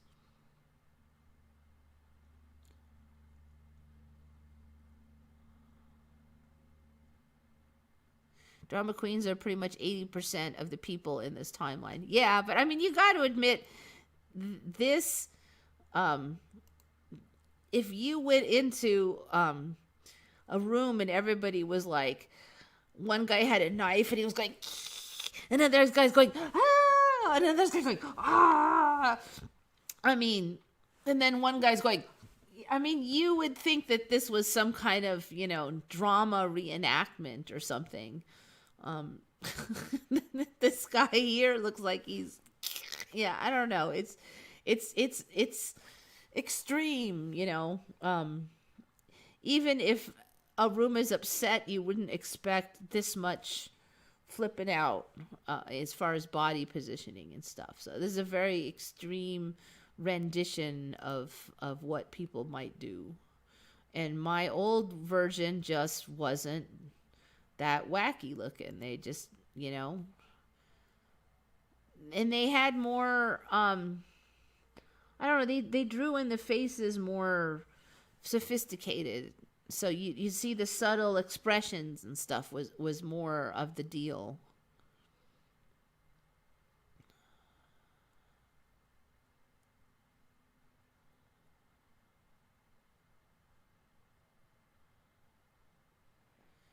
Apostle John, larger bosom, puffy sleeve.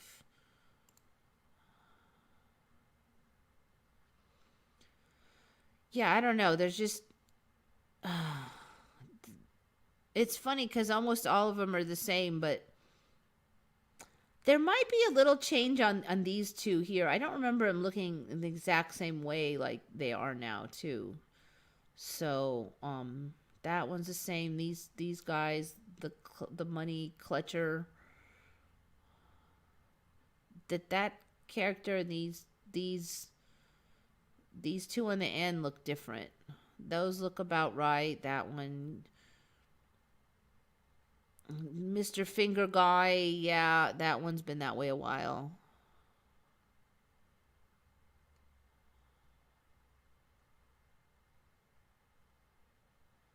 Moneybags, he's been Moneybag 73 for 3 years. It could be.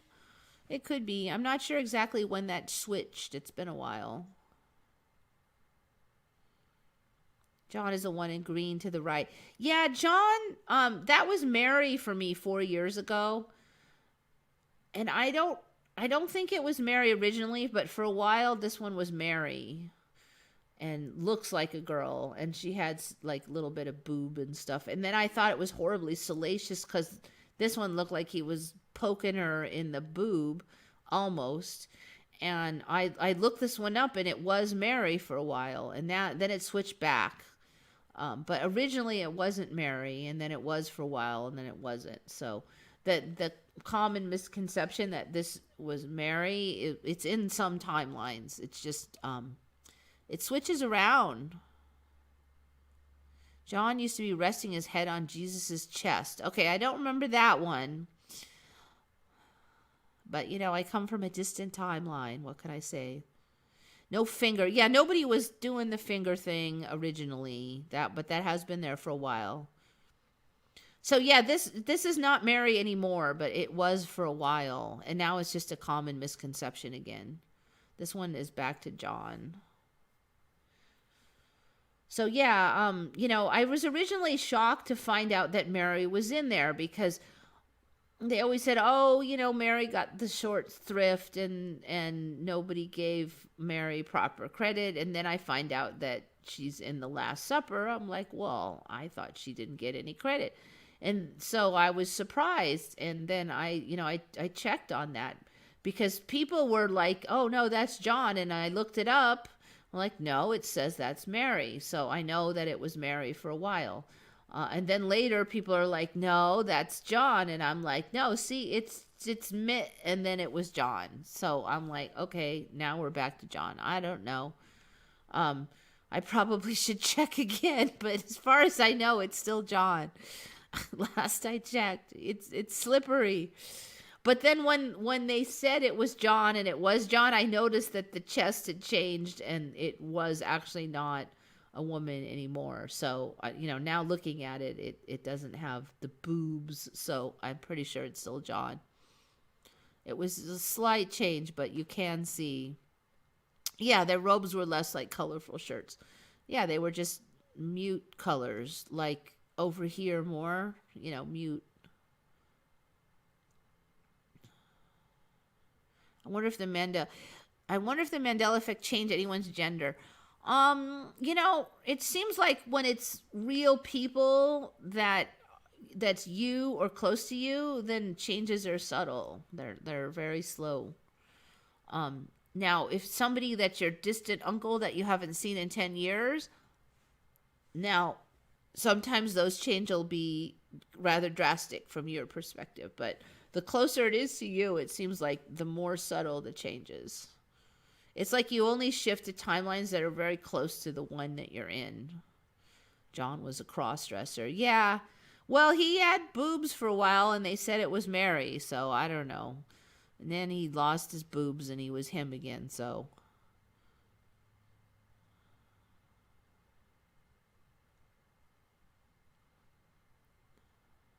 Yeah, I think it's still John because there's no boobs now. Just like when it switched to John, the boobs were gone. I mean, it wasn't real prominent, but you could see that I'm like, oh, you're right. The boobs aren't there anymore. So yeah, I kind of look at this one every time. I'm like, nope, still looks like a dude now. I mean, yeah, it's a little feminine, but.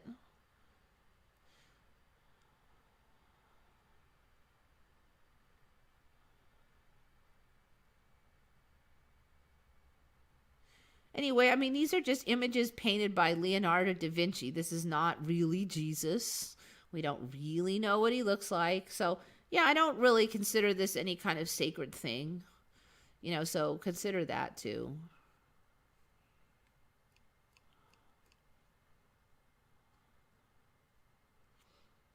Who knows what John really looked like?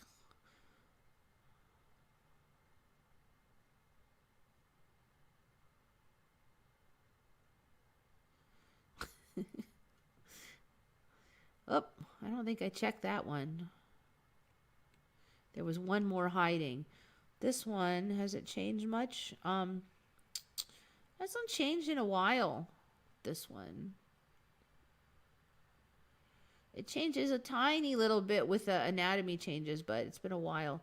These feet have flipped around in different positions a number of times, but. All right. Well, anyway, so that's about it. Stripes on tablecloth are new. Those are older for me. I would say they're a little more prominent, but no, maybe 8 months, a year. Yeah, probably over a year now. V shape between Mary and Jesus. See, that wasn't originally there for me. Years and years and years ago, but it's been there a while.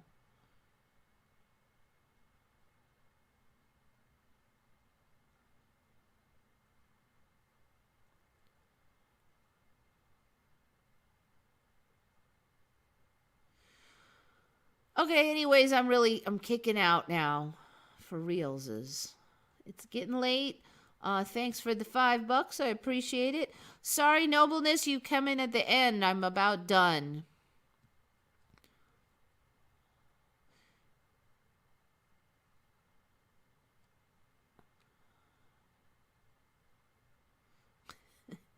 All right, I'm really gonna sign off now. So thank you all for coming. Thanks for all your contributions. This is Think Good Thoughts, everybody. This is Eva signing off for Once Upon a Timeline.